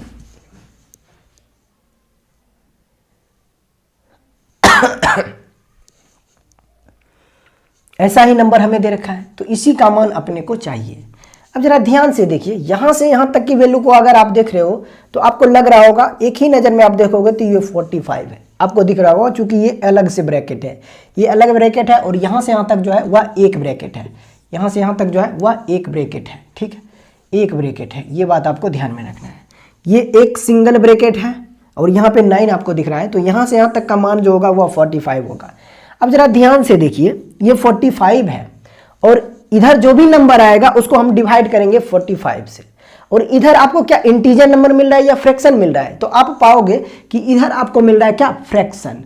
और किसी भी इंटीजर को अगर आप फ्रैक्शन से डिवाइड करोगे तो वो नंबर आंसर के रूप में आपको जो नंबर मिलेगा वह यहाँ पे जो नंबर होगा वह इससे बड़ा ही होगा। जैसे कि मैं कहना चाह रहा हूँ कि हमारा आंसर जो होगा वह 45 से बड़ा होगा, क्योंकि यहाँ से यहाँ तक का जो नंबर है वो फ्रैक्शन है, इंटीजर नहीं है। तो जब आप किसी भी नंबर को, जैसे इसको हम फ्रैक्शन से डिवाइड करेंगे तो बेसिकली हम क्या करेंगे, इसके साथ मल्टीप्लाई करेंगे, तो नंबर जो हमें मिलेगा वो 45 से बड़ा ही मिलेगा। देखिए मैं कहना क्या चाह रहा हूँ, जरा देखिए, इसको सॉल्व अगर आप करोगे तो इस ब्रैकेट का मान क्या हो जाएगा, तो ये ऑफ का मतलब होता है मल्टीप्लाई, ऑफ का मतलब होता है क्या, गुना करना, यही होता है। तो ये हो जाएगा 8 चौक 32, जब 8 को जब आप 32 से डिवाइड करोगे तो ये 1/4 हो जाएगा, यानी ये वाली ब्रैकेट जो होगी वह कितनी हो जाएगी, ये वाली ब्रैकेट जो होगी वह 1/4 हो जाएगा, फिर प्लस हो जाएगा, और ये वाली ब्रैकेट क्या हो जाएगी, तो ये हो जाएगा 4 दूना 8, 4 को जब आप 8 से डिवाइड करोगे तो ये होगा 1/2, ये होगा, तो ये हो जाएगा 1/2, यही हो जाएगा। अब इसको आप सॉल्व कर दीजिए, 1/4 प्लस 1/2 कितना हो जाएगा, 2/4 हो जाएगा, 2/4 हो जाएगा, तो ये हो जाएगा, सॉरी 3/4 हो जाएगा, तो ये हो जाएगा 45 डिवाइडेड बाय 3/4, यही हो जाएगा। होगा कि नहीं होगा? अब क्या करोगे, डिवाइड है, इसके साथ हम इसको डिवाइड करना है, तो डिवाइड को जब इस नंबर को आप ऊपर करोगे, रिवर्स करोगे, तो ये डिवाइड जो होता है वह चेंज हो जाता है किसमें, मल्टीप्लाई में। तो ये हो जाएगा 45 इंटू ये हो जाएगा कितना ये हो जाएगा 4/3, तो ये हो जाएगा 15 चौका कितना हो जाएगा 60, और ये इस सवाल का उत्तर है। बाकी इतना करने की कोई ज़रूरत नहीं है, ऐसे सवाल को आप डायरेक्ट ऑप्शन से हिट कर सकते हो। मैंने जैसे ही इस ब्रैकेट को यहाँ से यहाँ तक के नंबर को देखा तो हमें मिल गया 45। अब इस नंबर को मैंने जैसे ही ब्रैकेट के अंदर वाली वैल्यू को देखा तो मुझे लगा ये नंबर जो है वह फ्रैक्शन बना रहा है, इसका मतलब आंसर जो होगा वह 45 से बड़ा होगा। तो एक ही ऑप्शन है जो 45 से बड़ा दे रहा है, ऑप्शन नंबर बी, और ये हमारा उत्तर हो जाता है। क्वेश्चन नंबर 10 को देखिएगा, क्वेश्चन नंबर 10 को देखिए, फिर से वही सवाल, स्क्वायर रूट वाला सवाल में दे रखा है कि 11 प्लस 2√18, यानी कि मैंने आपको कहा था कि कोई भी नंबर अगर रूट के अंदर इस फॉर्म में है 2 इंटू रूट बी, अगर कोई भी नंबर रूट के अंदर इस फॉर्म में है तो इसका स्क्वायर रूट आसानी से निकाला जा सकता है। अब देखिए रूट के अंदर जो भी वैल्यू है वो बिल्कुल इस फॉर्म में है, तो इसका स्क्वायर रूट हम आसानी से सोच सकते हैं। आपको सिर्फ ऐसी दो वैल्यू सोचनी है जिसको जोड़े ना तो हमें 11 मिल जाए, और दोनों को मल्टीप्लाई करें तो हमें 18 मिल जाए। तो आपके दिमाग में आएगा ऐसा दो नंबर है 9 और क्या है, 9 और 2 है, दोनों को जोड़िएगा तो 11, दोनों को गुना कीजिएगा तो 18। अब जो दो नंबर आपने सोचा है दोनों पर अपने मन से रूट लगा दीजिए, और जो साइन यहाँ बीच में है वही साइन यहाँ पे लगा दीजिए, तो इसका स्क्वायर रूट हो जाएगा 3 प्लस √2, यही हमारा उत्तर हो जाएगा। लेकिन आंसर इस फॉर्म में नहीं है, इसको सॉल्व किया गया है, तो बस वैल्यू √2 की वैल्यू पुट कर दीजिए, ये हो जाएगा 3 प्लस 1.7, √2 का मान होता है 1.7 के अप्रॉक्स, तो ये उत्तर हो जाएगा 4.7, और ये सवाल का उत्तर है ऑप्शन नंबर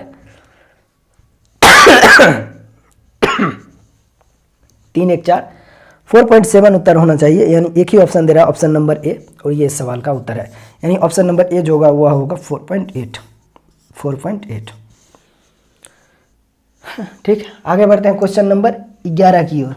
क्वेश्चन नंबर 11 को देखेगा तो यहाँ पर भी हमें क्या निकालना है, स्क्वायर रूट निकालना है। और अभी मैंने आपको कहा कि कोई भी नंबर अगर रूट के अंदर इस फॉर्म में हो a ± 2 इंटू रूट बी, तो इस नंबर का स्क्वायर रूट आसानी से निकाला जा सकता है। तो क्वेश्चन नंबर 11 को देखिए, क्या इस फॉर्म में है, तो आप कहोगे बिल्कुल है। इसको हम लोग ऐसे लिख सकते हैं 6 minus root under 17 minus 2 root 72। ठीक, अब इसी का मान अपने को चाहिए। अब देखिए ये नंबर क्या इस फॉर्म में है, बिल्कुल है। सबसे पहले मैंने आपको क्या कहा कि रूट के अंदर अगर बहुत सारी वैल्यू हो तो सबसे पहले लास्ट वाली रूट से हम सॉल्व करेंगे। ठीक है, तो यहाँ पे जरा देखिए, यहाँ से यहाँ तक का मान हम लोग आसानी से निकाल सकते हैं, यानी इस रूट को हम लोग आसानी से सॉल्व कर सकते हैं। कैसे, तो जरा इस रूट को देखिएगा, यहाँ से यहाँ तक की वैल्यू को, क्या इस फॉर्म में आपको दिख रहा है? आप कहोगे बिल्कुल दिख रहा है। अगर ये इस रूप में दिख रहा है तो इसको हम लोग डायरेक्ट सॉल्व कर सकते हैं। यहाँ पे देखिए क्या है, 17 माइनस 2 इंटू रूट 72, यही लिखा हुआ है। अब इसका वर्गमूल क्या हो सकता है, ये नंबर जो है रूट के अंदर वो इस फॉर्म में लिखा गया है, तो इसका वर्गमूल हम लोग आसानी से सोच सकते हैं। आपको सिर्फ ऐसे दो नंबर ढूंढना है जिसको ना जोड़े तो हमें मिले 17 और उन्हीं दोनों नंबर को गुना करें तो हमें मिले क्या 72, 72। तो आपके दिमाग में आएगा ऐसा दो नंबर है 9 और 8, दोनों को जोड़िएगा तो 17, दोनों को गुना कर दीजिएगा तो 72। अब जिन दो नंबर को आपने सोचा है उन दोनों पर अपने मन से रूट चढ़ा दीजिए और क्या कर दीजिए, जो साइन यहाँ पे लगा है वही साइन यहाँ पे लगा दीजिए। तो इसका स्क्वायर रूट क्या हो जाएगा, ये होगा 3 माइनस रूट 8। क्या हो जाएगा, 3 माइनस रूट 8, यही हो जाएगा। तो इस पूरे इस यहाँ से यहाँ तक की रूट की वैल्यू जो होगा वह इसके बराबर होगा कि नहीं होगा, आप कहोगे बिल्कुल होगा, यानी इसका स्क्वायर रूट जो होगा वह 3 माइनस रूट 8 के इक्वल हो जाएगा। ठीक, तो इसको हम लोग ऐसे भी लिख सकते हैं। अच्छा, रूट 8 को लिखा जा सकता है 2 इंटू रूट 2, इसमें भी कोई दिक्कत नहीं होना चाहिए आपको। ठीक, तो इसको हम लोग ऐसे भी लिख सकते हैं 3 माइनस 2 रूट 2, इसमें भी आपको कोई आपत्ति नहीं होना चाहिए। ठीक है, तो क्या इसका मान जो होगा वह 3 माइनस 2 रूट 2 के बराबर होगा, तो आप कहोगे बिल्कुल होगा। तो इसको हम लोग ऐसे लिख सकते हैं रूट 6 माइनस ये हो जाएगा कितना, ये होगा 3 माइनस 2 रूट 2 हो जाएगा, इसमें भी आपको कोई दिक्कत नहीं होना चाहिए। ठीक है, अब देखिए माइनस से सबको मल्टीप्लाई करोगे तो ये माइनस इंटू माइनस ये क्या हो जाएगा, ये होगा प्लस, यानी कि 6 माइनस 3 अब प्लस ये हो जाएगा 2 रूट 2, यही हो जाएगा। तो देखिए 6 माइनस 3 कितना हो जाएगा, 3 हो जाएगा, 3 अब प्लस ये हो जाएगा 2 रूट 2। अब इसका हमें वर्गमूल निकालना है, तो फिर से वही बात, क्या रूट के अंदर जो वैल्यू है वो इस फॉर्म में है, तो आप कहोगे बिल्कुल है। अगर है तो ऐसे दो नंबर आपको ढूंढना है जिसको ना जोड़े तो 3 मिले, जिसको जोड़े तो 3 मिले और उन्हीं दोनों नंबर को गुना करे, उन्हीं दोनों नंबर को गुना करे तो वह नंबर जो हो वह 2 के बराबर हो जाए। रूट के अंदर क्या है 2, यानी वैसे दो नंबर आपको ढूंढना है जिसको जोड़े तो 3 और गुना करे तो 2 मिल जाए। तो आप कहोगे ऐसा दो नंबर जो है वह है 1 और 2, 1 और 2, इन दोनों को जोड़िए तो 3, दोनों को गुना कीजिए तो 2। अब जिन दो नंबर को आपने सोचा है उन दोनों पर अपने मन से रूट चढ़ा दीजिए ऐसे ऐसे, और जो साइन यहाँ पे है वही साइन यहाँ पे भी लगा दीजिए, तो ये हो जाएगा, इसका स्क्वायर रूट हो जाएगा 1 प्लस रूट 2। अब रूट 2 का मान चूंकि होता है 1.7, तो ये हो जाएगा 1 प्लस 1.7, यानी कि उत्तर होगा 2.7, और यही इस सवाल का उत्तर होना चाहिए option number B. Option number B हमारा उत्तर होगा। थोड़ा सा कैलकुलेशन था इस सवाल में और कुछ नहीं। आगे बढ़ते हैं क्वेश्चन नंबर 12 की ओर। देखिए मैं उम्मीद करता हूं कि आपको स्टेप बाय स्टेप सॉल्यूशन अच्छे से समझ में आ रहा होगा।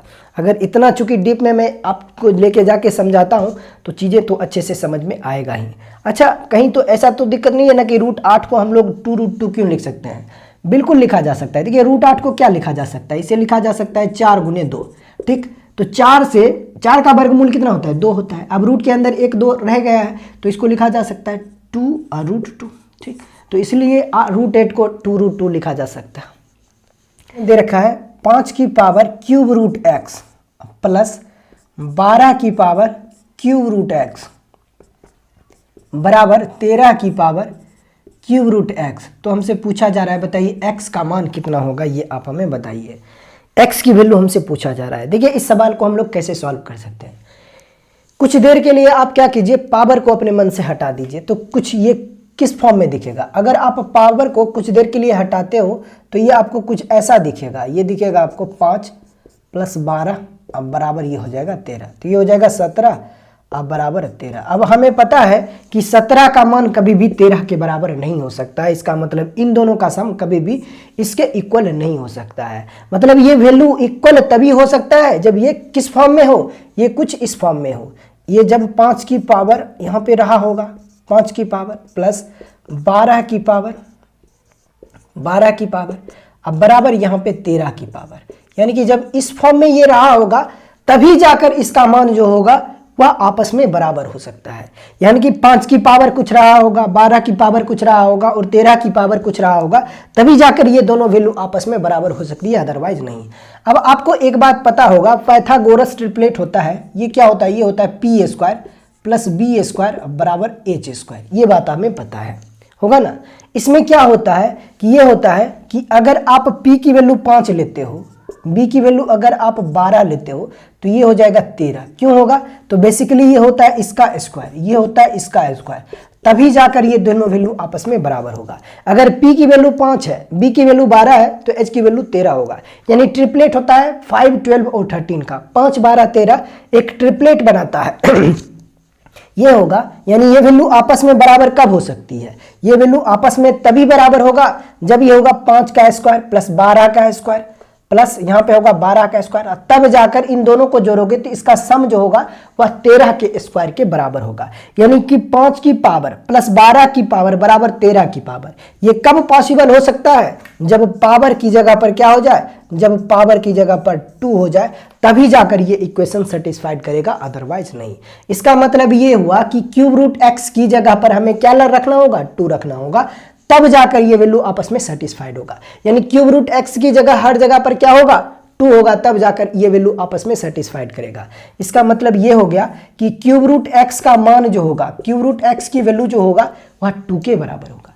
अगर क्यूब रूट एक्स की जगह पर आप 2 रख देते हो तो इसका मान जो होगा वह क्या होगा? सेटिस्फाइड हो जाएगा। तो यहां से पता चला कि क्यूब रूट एक्स की वैल्यू जो होगा वह 2 के बराबर होगा। बट हमें चाहिए क्या? x की वैल्यू। तो आप क्या करो, बोथ साइड क्यूब कर दीजिए। तो क्यूब करोगे तो क्यूब से ये हो जाएगा, क्यूब कैंसिल हो जाएगा, तो यहाँ से x की वैल्यू आपको मिल जाएगा 8। और यही तो हमसे पूछा है कि बताइए x की वैल्यू कितना होगा?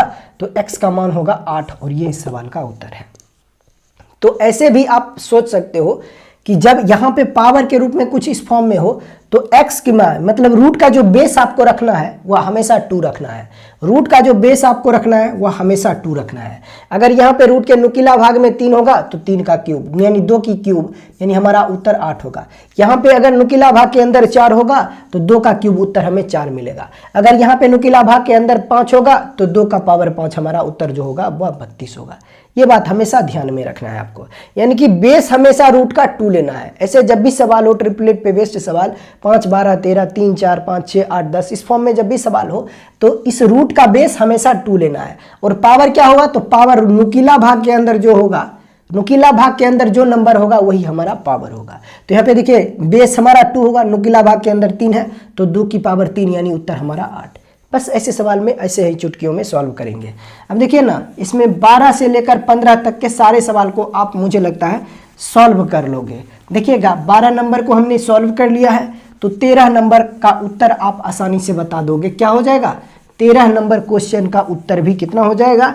ये भी 8 होगा, क्योंकि क्यूब रूट एक्स ही दे रखा है। अच्छा, कल को कुछ भी पूछा जा सकता है, x² + 100 कुछ भी पूछा जा सकता है, बट इसका मान जो होगा वह कितना होगा? x की वैल्यू हमें सबसे पहले निकालना होगा और तब जाके कोई भी वैल्यू हमसे पूछेगा तो आसानी से सॉल्व करेंगे। क्वेश्चन नंबर 13 को देखिए, कहा है क्या? यहाँ पे भी सेम ही सवाल है, सेम सवाल है। कहा है 5 की power cube root X plus 12 की पावर क्यूब रूट एक्स बराबर 13 की पावर क्यूब रूट एक्स। तो बताइए x की वैल्यू कितना होगा? तो 8 होगा। कैसे होगा? अभी हमने सॉल्व किया है। ठीक है, क्वेश्चन नंबर 14 को देखिएगा, यहाँ पे 3, 4, 5 है। क्वेश्चन नंबर 14 को देखिएगा, यहाँ पे रूट का बेस क्या है? रूट का बेस तो हमेशा क्या होगा? 2 है, लेकिन नुकीला भाग के अंदर क्या है? 4 है, तो उत्तर हमारा 16 हो जाएगा। यहाँ पे देखिए उत्तर क्वेश्चन दे रखा है 3 की पावर 4 रूट एक्स प्लस 4 की पावर 4 रूट एक्स बराबर 5 की पावर 4 रूट एक्स। तो x का मान कितना होगा ये आप हमें बताइए। मैंने आपको कहा जब भी ट्रिपलेट पे बेस्ड सवाल हो तो हमेशा रूट का बेस आपको 2 लेना है, यानी कि रूट का जो बेस होगा वह कितना होगा? तो रूट का बेस आपको 2 लेना है। और पावर के रूप में क्या होगा? तो पावर के रूप में हो जाएगा, यानी कि रूट के नुकीला भाग के अंदर जो नंबर होगा वही रूट का बेस का पावर कहलाएगा।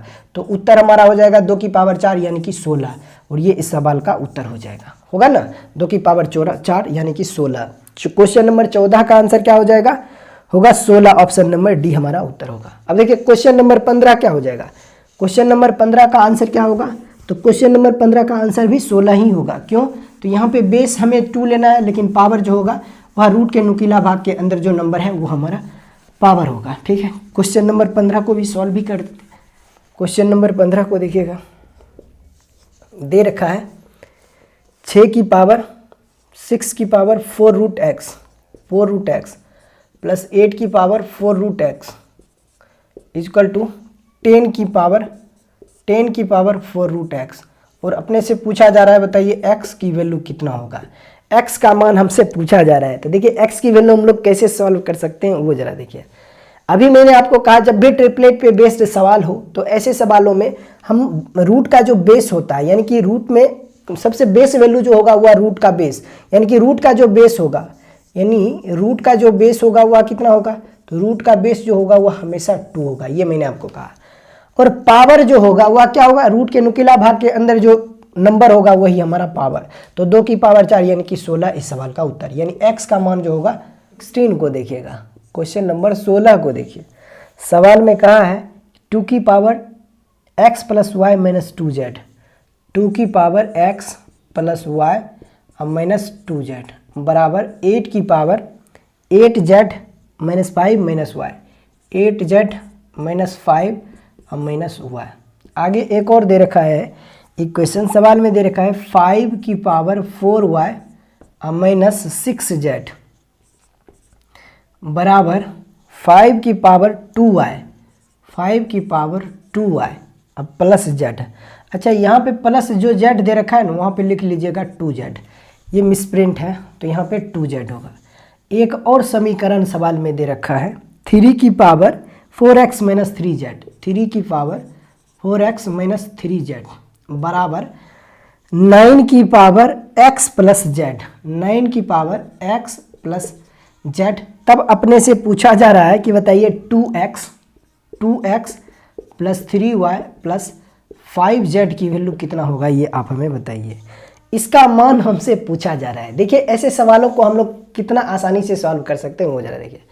यहाँ से यहाँ तक के पैटर्न को अगर आप ध्यान से देख रहे होंगे तो आपको लग रहा होगा कि सब का बेस जो है ना वह समान है, यानी कि बराबर के दोनों तरफ बेस समान होने के फॉर्म में है, दोनों तरफ बराबर के बेस समान हो जाएंगे। मतलब एक कंसेप्ट आपने पढ़ा होगा कि अगर बराबर के दोनों तरफ बेस समान हो, जैसे मान लीजिए a की पावर m है और इधर दे रखा है a की पावर n और ये दोनों जो है ना वह आपस में बराबर है, तो जब बराबर के दोनों तरफ बेस समान हो ना तो उस दशा में पावर भी आपस में समान होगा, यानी m बराबर n होगा। यानी यही कंसेप्ट हमें इस सवाल में अप्लाई करना है, बस और कुछ नहीं है। तो चलिए जरा देखिए, इस 8 को भी हम 2 के फॉर्म में लिख सकते हैं, ये तो दोनों तरफ बेस समान ही है। सिमिलरली इस 9 को भी हम 3 के फॉर्म में लिख सकते हैं, तो बेस समान होने में कोई दिक्कत नहीं है। चलिए इसको सेम करते हैं। यहाँ पे जरा ध्यान से देखिएगा, इसको हम लोग एक स्टेप आगे बढ़ा लेते हैं। ये हो जाएगा 2 की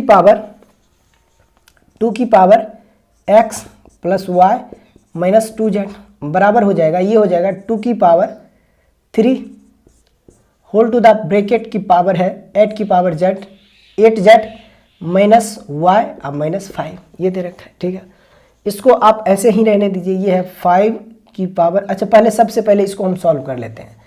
तो ये हो जाएगा क्या, ये हो जाएगा बराबर के दोनों तरफ बेस समान होगा तो पावर आपस में समान। यहाँ पे देखिए जब ब्रैकेट के ऊपर कोई भी पावर होता है ना तो उस दशा में पावर आपस में मल्टीप्लाई होता है। तो ये आपको क्या मिलेगा, ये मिलेगा x plus Y minus 2z अब बराबर हो जाएगा, ये हो जाएगा 24z माइनस 3y अब माइनस 15, यही हो जाएगा। आप क्या करो कि इन सारे टर्म को इधर लेके आओ, तो ये आपको कुछ ऐसे दिखेगा x अब माइनस 3y जब इधर आएगा तो प्लस का 4y इसके साथ ऐड होगा तो ये होगा 4y प्लस ये माइनस का 24z जब इधर आएगा तो प्लस का क्या हो जाएगा 26 प्लस माइनस का 26z हो जाएगा, माइनस का 26z अब बराबर में ये हो जाएगा माइनस का 15, यही हो जाएगा। ये इक्वेशन बनेगा फर्स्ट, इसको आप इक्वेशन फर्स्ट बोल सकते हो। ठीक है, थोड़ा सा कैलकुलेशन बेस्ड सवाल है। अब यहाँ पे जरा देखिएगा, इस इक्वेशन को अगर आप सॉल्व करो तो बराबर के दोनों तरफ बेस समान है तो पावर आपस में समान हो जाएगा। ये हो जाएगा 4y माइनस 6z अब बराबर 2y अब प्लस 2z, यही हो जाएगा। तो ये क्या हो जाएगा, ये हो जाएगा 2y अब बराबर 8z। तो यहाँ से y अपॉन z जो होगा वह कितना होगा, ये हो जाएगा 4 अपॉन 2, 4 अपॉन 1 हो जाएगा, 4 अपॉन 1 हो जाएगा, 4 अपॉन 1 हो जाएगा। सिमिलरली यहाँ पे जरा ध्यान से देखिएगा, इसको जब आप सॉल्व करोगे तो यहाँ पे इसको हम लोग लिख सकते हैं 9 को 3 स्क्वायर, 9 को लिखा जा सकता है इतना स्क्वायर, तो ये 2 से मल्टीप्लाई होगा तो ये हो जाएगा 4x। डायरेक्ट मैं लिख रहा हूँ वैल्यू, देखिए बराबर के दोनों तरफ बेस समान होगा तो पावर आपस में समान। चूँकि इस 9 को हम लोग ऐसे लिख सकते हैं 3 की पावर स्क्वायर ऐसे। अब ये 2 से जब ये दोनों मल्टीप्लाई होगा तो इसको लिखा जा सकता है, ये हो जाएगा दोनों तरफ बेस समान हो जाएगा तो पावर आपस में समान, ये हो जाएगा 4x माइनस 3z, आप बराबर ये 2 से मल्टीप्लाई कर दीजिए यानी कि 2x अब प्लस 2z, यही हो जाएगा। ठीक, अब यहाँ पे देखिए ये इधर आएगा तो ये हो जाएगा 2x और ये इधर जाएगा तो ये हो जाएगा 5z, तो यहाँ से x अब बट्टे z बराबर हो जाएगा 5/2, 5/2। ठीक, yz बराबर 4/1, xz बराबर 5/2। अब अपने को यहाँ से चाहिए एक्स वाई जेड की वैल्यू, तो यहाँ से आप क्या कीजिए, रेशियो को बैलेंस कर लीजिए। ज़रा ध्यान से देखिएगा, ये है y/z, ये देखिए y रेशियो z बराबर y रेशियो z और क्या दे रखा है x रेशियो z, इसका मान है 4:1 और इसका मान है 5:2 है। अब जरा देखिए दोनों में कुछ कॉमन है तो आप पाओगे कि z दोनों जगह कॉमन है। अगर z दोनों जगह है तो दोनों जगह z की वैल्यू सेम होनी चाहिए, बट यहाँ पे z की वैल्यू 2 है और यहाँ पे z की वैल्यू 1 है, तो हमें क्या करना है, दोनों जगह z की वैल्यू को सेम करना है। तो आप करो क्या कि इसमें आप 2 से मल्टीप्लाई कर दीजिए और इसमें आप 1 से मल्टीप्लाई कर दीजिए। तो यहाँ पे देखिएगा 2 से मल्टीप्लाई करोगे तो ये होगा 8, 2, ये हो जाएगा 5/2। अब देखिए दोनों जगह z की वैल्यू सेम हो रही है, दोनों जगह पर z की वैल्यू सेम हो रही है, तो इसको हम लोग लिख सकते हैं x ratio y ratio z लिख सकते हैं। तो यहाँ पे x की वैल्यू जो होगा वह कितना हो जाएगा, x का मान जो होगा वह हो जाएगा 8, सॉरी x की वैल्यू नहीं, ये y की वैल्यू 8 है, ठीक है, z की वैल्यू 2 है, y की वैल्यू 8 है, z की वैल्यू 2 है और x की वैल्यू कितना है 5 है, x की वैल्यू जो है वह 5 है। बस ये वाली सारी वैल्यू हमें यहाँ पे पुट कर देना है, जहाँ पे मान आपसे पूछा जा रहा है वहीं पर ये वाली वैल्यू हमें पुट कर देना है। तो चलिए x की जगह पर ये होगा 5, तो ये हो जाएगा 5 दूना 10 प्लस 3y यानी कि 24 और प्लस 5z यानी कि 5 दूना 10, तो ये हो जाएगा कितना, ये हो जाएगा 24 10 34, 34 10 44 और यही इस सवाल का उत्तर है। कौन सा ऑप्शन है, ऑप्शन नंबर बी हमारा उत्तर हो जाएगा। ज़्यादा इसमें कुछ था नहीं, बस थोड़ा सा कैलकुलेशन है। अब कैलकुलेशन को आप कितना जल्दी निपटा देते हो ये आपकी प्रैक्टिस पे ऊपर डिपेंड करता है, बाकी इसमें कुछ भी अलग से कोई कंसेप्ट यूज नहीं हुआ। 17 को देखिएगा, इस सवाल को ना देखते ही हाथ पाँव फूल जाता है, इतना ज़बरदस्त सवाल है। ये CHSL 2019 में आया हुआ सवाल था और उस शिफ्ट का सबसे टफ सवाल था। इस सवाल को अगर आप फर्स्ट अटेम्प्ट में किसी से भी पूछ लीजिए तो एग्जाम टाइम में इस सवाल को सॉल्व नहीं किया जा सकता है फर्स्ट अटेम्प्ट में। देखिए कई बार होता है कि आप हिट एंड ट्रायल लगा दीजिए और संयोगवश आंसर भी सही हो जाता है, वो अलग बात है, लेकिन अगर आप तरीके से इस सवाल को सॉल्व करना शुरू करोगे तो एग्जाम टाइम में फर्स्ट अटेम्प्ट में इस सवाल को सॉल्व नहीं किया जा सकता है, मतलब 1 आध मिनट के अंदर। आप चाहे किसी भी टीचर से पूछ लीजिए। क्या होता है कि कोई भी सवाल अगर नया है, जो नया पूछा गया है, तो उस सवाल पे बाद में हम लोग एनालिसिस किया जाता है, टीचर के द्वारा उस सवाल को एनालिसिस किया जाता है और तब जाकर उसका सॉल्यूशन यहाँ पर दिया जाता है कि आप ऐसे सवालों को कैसे सॉल्व कर सकते हो। बाद में अगर एनालिसिस करके उसको सॉल्व कर रहे हो तब कोई बड़ी बात नहीं है, लेकिन अगर फर्स्ट अटेम्प्ट में ही ऐसे सवाल आ जाए तो किसी का भी हाथ पाँव फूल सकता है। तो देखिए ऐसे सवालों को कैसे हम लोग आसानी से सॉल्व कर सकते हैं, मैं आपको समझाने की कोशिश करूँगा और मैं उम्मीद करूँगा कि मैं आपको अच्छे से समझा पाया हूँ। देखिए सवाल में दे रखा है, अब देखिए इस सवाल की कहानी ना मैं आपको बता देता हूँ, क्योंकि आपको डायरेक्ट में इस सवाल को देखोगे तो कोई फॉर्मूला भी नहीं आपको दिख रहा होगा, और एक तो यहाँ पे दे रखा है कि ए की वैल्यू भी 7 है और ए का मान आपको दे रखा है और एक ही वेरिएबल है, तो यहाँ पे आप वैल्यू को भी कुछ पुट नहीं कर सकते हो, मतलब तरीका ही आपको लगाना होगा, मतलब कि पूरा लेंथी होना ही है, ऐसा सवाल की नेचर दे रखा है। स्टार्टिंग में अगर आप इस सवाल को देखोगे फर्स्ट अटेम्प्ट में तो इस सवाल को मुझे लगता है कि छोड़ना ही सही है, बाकी अगर आप हिट एंड ट्रायल लगा कर एक का आंसर लगा देते हो वो अलग बात है, लेकिन तरीके से सॉल्व करना इस सवाल को बहुत मुश्किल है। लेकिन देखिए कैसे इसको हम लोग सॉल्व कर सकते हैं और मैं उम्मीद करूंगा कि आपको अच्छे से मैं समझा पाया हूँ। देखिए सवाल दे रखा है a की पावर 2/3, a की पावर 2/3, यहाँ पे दे रखा है a की पावर 2/3 प्लस 2a की पावर a/2, 2a की पावर a/2 प्लस 3a की पावर 1/2 प्लस 2a की पावर 1/6 प्लस 1, ठीक।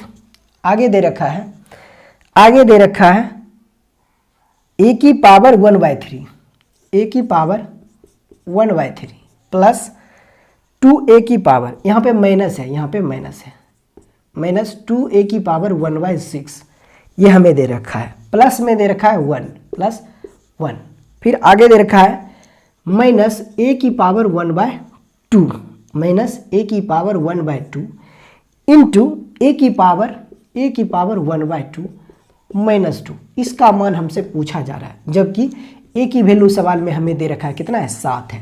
a की वैल्यू अगर 7 है तो बताइए इसका मान किसके बराबर होगा। अब देखिए, अगर पहली बार इस सवाल को आप देख रहे होंगे तो क्या इस सवाल को आप सॉल्व कर पाओगे एग्जाम टाइम में? बिल्कुल भी नहीं सॉल्व कर सकते हो, क्योंकि यहाँ पे देखिएगा कोई पैटर्न भी फॉलो नहीं कर रहा है, मतलब कि आप डायरेक्ट फॉर्मूला भी आप नहीं देख पा रहे होंगे। इस तरीके से इस क्वेश्चन को डिजाइन किया गया है। अब देखिए, इस सवाल को कैसे हम लोग आसानी से सॉल्व कर सकते हैं वो चीज़ें मैं आपको बताने जा रहा हूँ। अच्छा, इस सवाल में कुछ कॉमन चीज़ें हैं, तो आप देखोगे ना ध्यान से, तो ये पावर बार बार रिपीट हो रहा है। यहाँ पे देखिए 2/3 है, यहाँ पे 1/2 है, यहाँ पे भी 1/2 है, यहाँ भी 1/2 है, यहाँ पे 1/6 है और यहाँ पे 1/3 है। मतलब पावर जो है ना वह थोड़ा सा पावर में कुछ कॉमन वगैरह दिख रहा है हमें, लेकिन कुछ रिपीटेशन ज़्यादा नहीं है यहाँ। अच्छा, यहाँ पे जो ना, यहाँ पे 1/2 है और यहाँ पे 1/3 है, यहाँ पे 1/3 है, तो थोड़ा सा मिस्टेक। जब कई बार आप कोई ऐसा सवाल हो ना जो काफ़ी बड़ा हो तो यही सब चीज़ें कुछ चीज़ें मिस्टेक हो जाती है और उसी मिस्टेक की वजह से आंसर गलत हो जाता है। तो यहाँ पे आप चीज़ों को ध्यान से देखिएगा। अब देखिए क्या हम इस सवाल को कैसे सोच सकते हैं, वो जरा देखिए। यानी कि पावर में कुछ कॉमन वगैरह है, यानी कि पावर बार बार रिपीट हो रहा है। जरा सोचिए मन ही मन, काश अगर a/2 a/2/3, a की पावर 2/3, a की पावर 1/2, a की पावर 1/3 और a की पावर 1/6, इन सब की वैल्यू अगर आपको पता चल जाए तो हम क्या इसका मान आसानी से निकाल सकते हैं? आप कहोगे बिल्कुल निकाल सकते हो। तो जरा सोचिए मैं क्या कर सकता हूँ इस सवाल में। अब जरा देखिए मैं क्या करता हूँ कि a की पावर, यहाँ पे जरा ध्यान से देखिए, a की पावर 1/6 को मैं कुछ भी मान लेता हूँ, जैसे मैंने मान लिया x। अब आपके दिमाग में आएगा कि a की पावर 1/6 को ही क्यों मानना है, थोड़ा देर के बाद मैं आपको बताऊंगा, धैर्य बना के रखिए। मैंने मान लिया कि a की पावर 1/6 बराबर x है, ठीक है। अब अपने को चाहिए a की पावर 1/3 की वैल्यू, हमें चाहिए एक, देखिए एक किस किस की वैल्यू आपको चाहिए, एक तो a की पावर 1/6 ये वैल्यू तो चलिए आपने मान लिया। अब हमें चाहिए एक वैल्यू a की पावर 1/3, दूसरा चाहिए a की पावर 1/2 और तीसरा चाहिए a की पावर 2/3। अब ये वैल्यू हमें यहीं से मिलेगा, कैसे मिलेगा वो जरा देखिए। मान लीजिए a की पावर 1/3 हमें चाहिए, तो हमें कैसे मिलेगा? तो आप कहोगे सर सिंपल सी बात है, अगर आपको यहाँ से a की पावर 1/3 चाहिए तो आप दोनों तरफ स्क्वायर कर दीजिए। तो स्क्वायर करोगे तो यहाँ पे 2/6 यानी 1/3 मिल जाएगा। तो स्क्वायर करोगे ना तो ये आपको मिल जाएगा, दोनों तरफ स्क्वायर करोगे तो ये हो जाएगा कुछ ऐसे, a की power 1/6 whole to the square बराबर ये हो जाएगा x²। तो यहाँ 2 से ये कैंसिल हो जाएगा 3, तो ये आपको बनेगा a की पावर 1/3 बराबर x² होगा ना। मतलब a की पावर 1/6 को x अगर लिख सकते हो और हमें चाहिए a की पावर 1/3, तो इसी को स्क्वायर कर दीजिए, तो यहाँ से आपको मिल जाएगा x² का मान जो होगा वह a की पावर 1/3 के बराबर हो जाएगा, ठीक। यानी कि यहाँ पर मैं डायरेक्ट लिख रहा हूँ a की पावर 3 की वैल्यू जो होगा वह x² के बराबर होगा, यानी a की पावर 1/3 की वैल्यू जो होगी वह x² के बराबर होगा। अब a की पावर 1/6 की वैल्यू हमें पता है, a की पावर 1/3 की वैल्यू हमें पता चल गया है। अब हमें चाहिए a की पावर 1/2 की वैल्यू, तो आप क्या करो, मान लीजिए ये वैल्यू आपको गिवन है और यहीं से चाहिए हमें a की पावर 1/2 की वैल्यू, तो आपको क्या करना होगा? तो आप कहोगे दोनों तरफ क्यूब कर देंगे, क्यूब करेंगे तो यहाँ 3/6 यानी कि पावर 1/2 बन जाएगा। तो क्यूब करोगे तो ये हो जाएगा a की पावर 1/2 अब बराबर ये हो जाएगा कितना, x की क्यूब। यानी दोनों तरफ क्यूब करोगे तो ये तो a की पावर 1/2 देगा, लेकिन ये होगा x की क्यूब। तो यहाँ से 3 वैल्यू हमें पता चल गया। अब हमें चाहिए सिर्फ इसका मान, तो इसका मान के लिए हमें क्या करना होगा, जरा ध्यान से देखिए। a की पावर 1/6 की वैल्यू हमें x पता है, लेकिन अपने को चाहिए a की पावर 2/3। तो हम क्या करें, तो आपके दिमाग में आएगा कि यहाँ पे 2 चाहिए, यहाँ पे 3 चाहिए, है ना। तो यहाँ से आप क्या करो, पावर 4 कर दो। तो अगर दोनों तरफ अगर पावर 4 आप करते हो तो यहाँ पे 4 होगा, यहाँ पे 6 होगा, यानी 2/3 बन जाएगा। तो a की पावर 2/3 का फॉर्म बन रहा है। तो दोनों तरफ अगर पावर 4 करोगे तो ये बनेगा a की पावर 2/3 अब बराबर ये हो जाएगा x की पावर 4, यही होगा। यानी कि बोथ साइड अगर आप पावर 4 करोगे ना तो ये बना देगा a की पावर 2/3 बराबर x की पावर 4। ऐसा ही फॉर्म बनेगा। तो चलिए ये वाला फॉर्म हमें मिल गया है। अब हमें क्या मिल गया, हमें पता चल गया है a की पावर 6 की वैल्यू x है, a की पावर 1/3 की वैल्यू x² है, a की पावर 1/2 की वैल्यू x³ है, और a की पावर 2/3 की वैल्यू जो है वह x की पावर 4 है।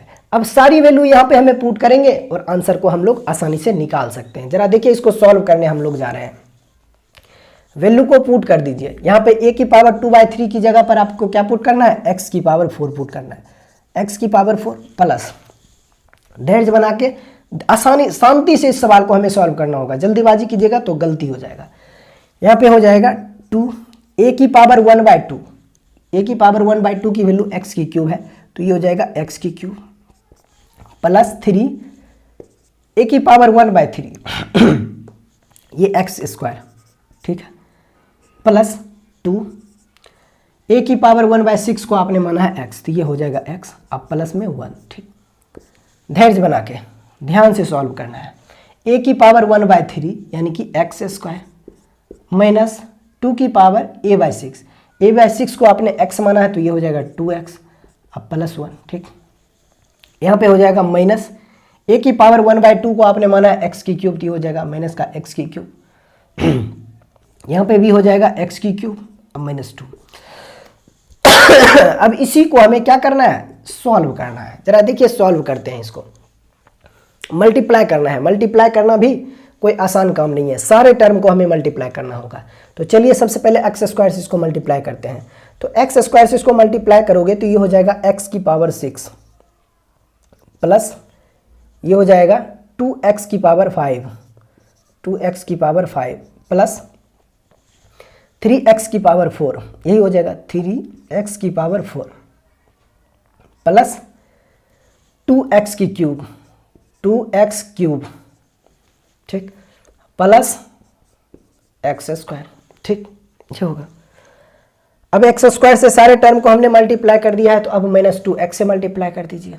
तो माइनस 2x से मल्टीप्लाई करोगे तो ये हो जाएगा माइनस 2x5, माइनस 2x5, ठीक, माइनस 4x4, माइनस 4x4, ठीक, माइनस 6x³, माइनस 6x³, ठीक, माइनस 6x³।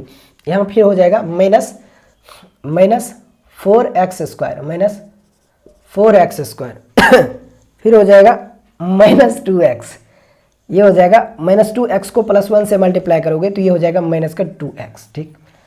अब फिर प्लस 1 से इसको आप मल्टीप्लाई करोगे, ठीक है, प्लस 1 से मल्टीप्लाई करोगे तो सारे टर्म यही रिपीट होंगे। ये हो जाएगा प्लस का x4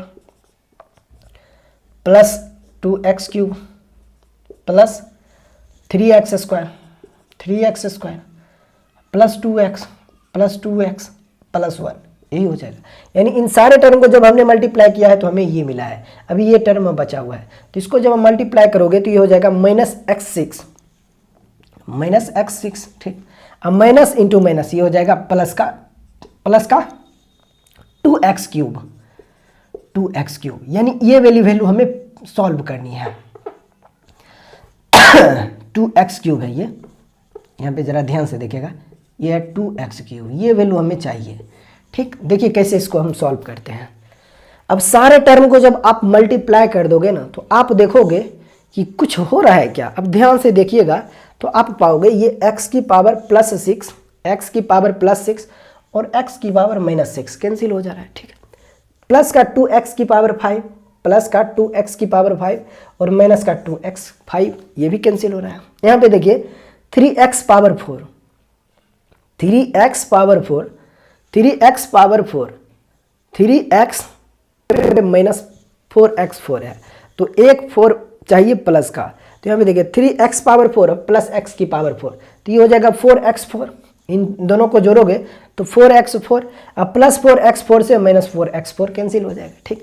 अब यहाँ पे देखिएगा प्लस का 2x³, ठीक, प्लस का 2x³ प्लस का 2x³ अब प्लस का 2x³ यानी कि 4x³ अब प्लस का 4x³ यानी कि 6x³ प्लस का 6x³ प्लस का 6x³ देखिए प्लस का 6x³ प्लस का 6x³ 2x³ plus 2x³ plus 2x³ यानी 6x³ 6x³ प्लस में अब माइनस में, ये कैंसिल हो जाएगा। ठीक है, अब यहाँ पे जरा देखिए एक टर्म है प्लस का x² और 3x² प्लस का x² प्लस 3x² यानी कि 4x² प्लस 4x² से ये माइनस का 4x² कैंसिल हो रहा है। अब देखिए यहाँ पर एक टर्म है -2x, अब ये -2x से +2x कैंसिल हो जाएगा और कुछ कैंसिल होना बाकी है क्या, आप देखोगे, और कोई भी वैल्यू बाकी नहीं है, सिर्फ एक ही वैल्यू बचा हुआ है और ये भी कांस्टेंट वैल्यू, यानी कि हमारा उत्तर आ रहा है क्या, 1, और यही इस सवाल का उत्तर है। यानी इन सवालों को जब हमने, इस सारे टर्म को जब हमने मल्टीप्लाई किया तो ये वेरिएबल की जो टर्म है, x की जो टर्म है, वो सब आपस में कैंसिल हो रही है और सिर्फ हमें एक कांस्टेंट टर्म मिल रहा है और यही इस सवाल का उत्तर है। अब क्या करते हैं कि बहुत सारे टीचर लोग क्या आपको बताएंगे, जब उन्होंने क्वेश्चन को सॉल्व किया तो उन्होंने ये पाया कि यहाँ तो एक ही वैल्यू का कुछ भी हम मान रख सकते हैं, एक ही वैल्यू हम कुछ भी पुट कर देंगे तो इसके आंसर पर कोई प्रभाव नहीं पड़ेगा, क्योंकि आंसर जो हमें फिक्स हो रहा है वो कांस्टेंट वैल्यू दे रहा है, वेरिएबल से उसका कोई लेना देना नहीं है, हमें आंसर जो दे रहा है वो कांस्टेंट वैल्यू दे रहा है। तो यहाँ पे एक ही वैल्यू आप कुछ भी मान सकते हो, 0 1 2 3 4 5 कुछ भी मान दोगे तो आंसर पर कोई प्रभाव नहीं पड़ेगा, आंसर 1 ही मिलेगा। तो जब इस सवाल को सॉल्व करोगे आप, तभी आपको ये पता चलेगा कि एक ही वैल्यू अगर हम 0 भी पुट कर देंगे तब भी इसका आंसर जो होगा वह 1 ही होगा। लेकिन सोचिए जरा कि अगर पहली बार ये सवाल आपसे पूछा जाता तो वहां पर क्या एक ही वैल्यू आप 0 पुट कर सकते हो, नहीं, क्योंकि ऑलरेडी उन्होंने 7 दे रखा है तो आप 0 कैसे पुट कर सकते हो। तो जब इस सवाल को आप सॉल्व करोगे ना तो वहां पर अंत में आपको यह पता चलेगा कि सारे वेरिएबल की टर्म तो कैंसिल हो रही है और सिर्फ एक ही कांस्टेंट टर्म बच रहा है और यह इस सवाल का हमारा उत्तर होगा। तो ऐसे सवाल जब भी होंगे उसको हम लोग ऐसे ही सॉल्व करेंगे और मैं उम्मीद करूंगा कि यह सवाल आपको अच्छे से समझ में आया होगा। अच्छा, एक चीज और मैं आपको बताने की कोशिश कर रहा हूं, देखिएगा हमारा आंसर जो फिक्स हो रहा है ना, वो बेसिकली जब ये दोनों टर्म आपस में मल्टीप्लाई हो रहे हैं 1 × 1, तब ये हमारा आंसर फिक्स हो रहा है। बाकी के सारे टर्म जब मल्टीप्लाई हो रहे हैं तो वो एक दूसरे से कैंसिल हो जा रहा है, लेकिन जब ये दोनों टर्म आपस में मल्टीप्लाई हो रहा है तो 1 × 1 जो होगा वह 1 दे रहा है, +1, तो यही हमारा आंसर को डिसाइड कर रहा है। तो ऐसे जब सवाल होंगे तो उसको हम लोग ऐसे ही सॉल्व करेंगे। तो मैं उम्मीद करूंगा कि ये सवाल आपको अच्छे से समझ में आया होगा। तो अगर ये सवाल अच्छे से आया है समझ में तो सेशन को लाइक और शेयर एंड सब्सक्राइब जरूर कीजिएगा।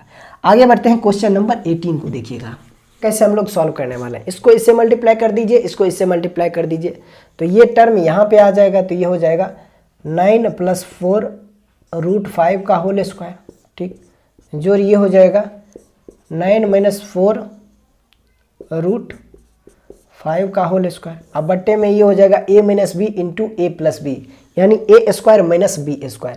तो a² - b², 9 का स्क्वायर 81, अब 4 √5 का स्क्वायर 80, यानी कि 4 का स्क्वायर 16 और √5 का स्क्वायर 5, तो 81 - 80 यानी कि 1 हो जाएगा, यानी कि डिनोमिनेटर पार्ट जो होगा वह 1 ही बचेगा। कैसे, तो देखिए इसको हमने इससे मल्टीप्लाई किया, इसको हमने इससे मल्टीप्लाई कर दिया और नीचे टर्म बन रहा है a + b × a - b। a - b, a को 9 को a मान लीजिए और 4 √5 को आप b मान लो, तो आप देखोगे a - b × a + b, ऐसे होगा, एलसीएम बन जाएगा तो ये टर्म कुछ ऐसा बनेगा और डिनोमिनेटर जो होगा वह 1 हो जाएगा। तो बस इसी को हमें सॉल्व करना है। तो a + b का होल स्क्वायर ये हो जाएगा 81 + 80, अब प्लस ये हो जाएगा कितना 2ab + 2ab, यानी कि ये हो जाएगा 9 × 4 = 36, 36 × 2 = 72, यानी कि प्लस के 72 √5, यही हो जाएगा, ठीक।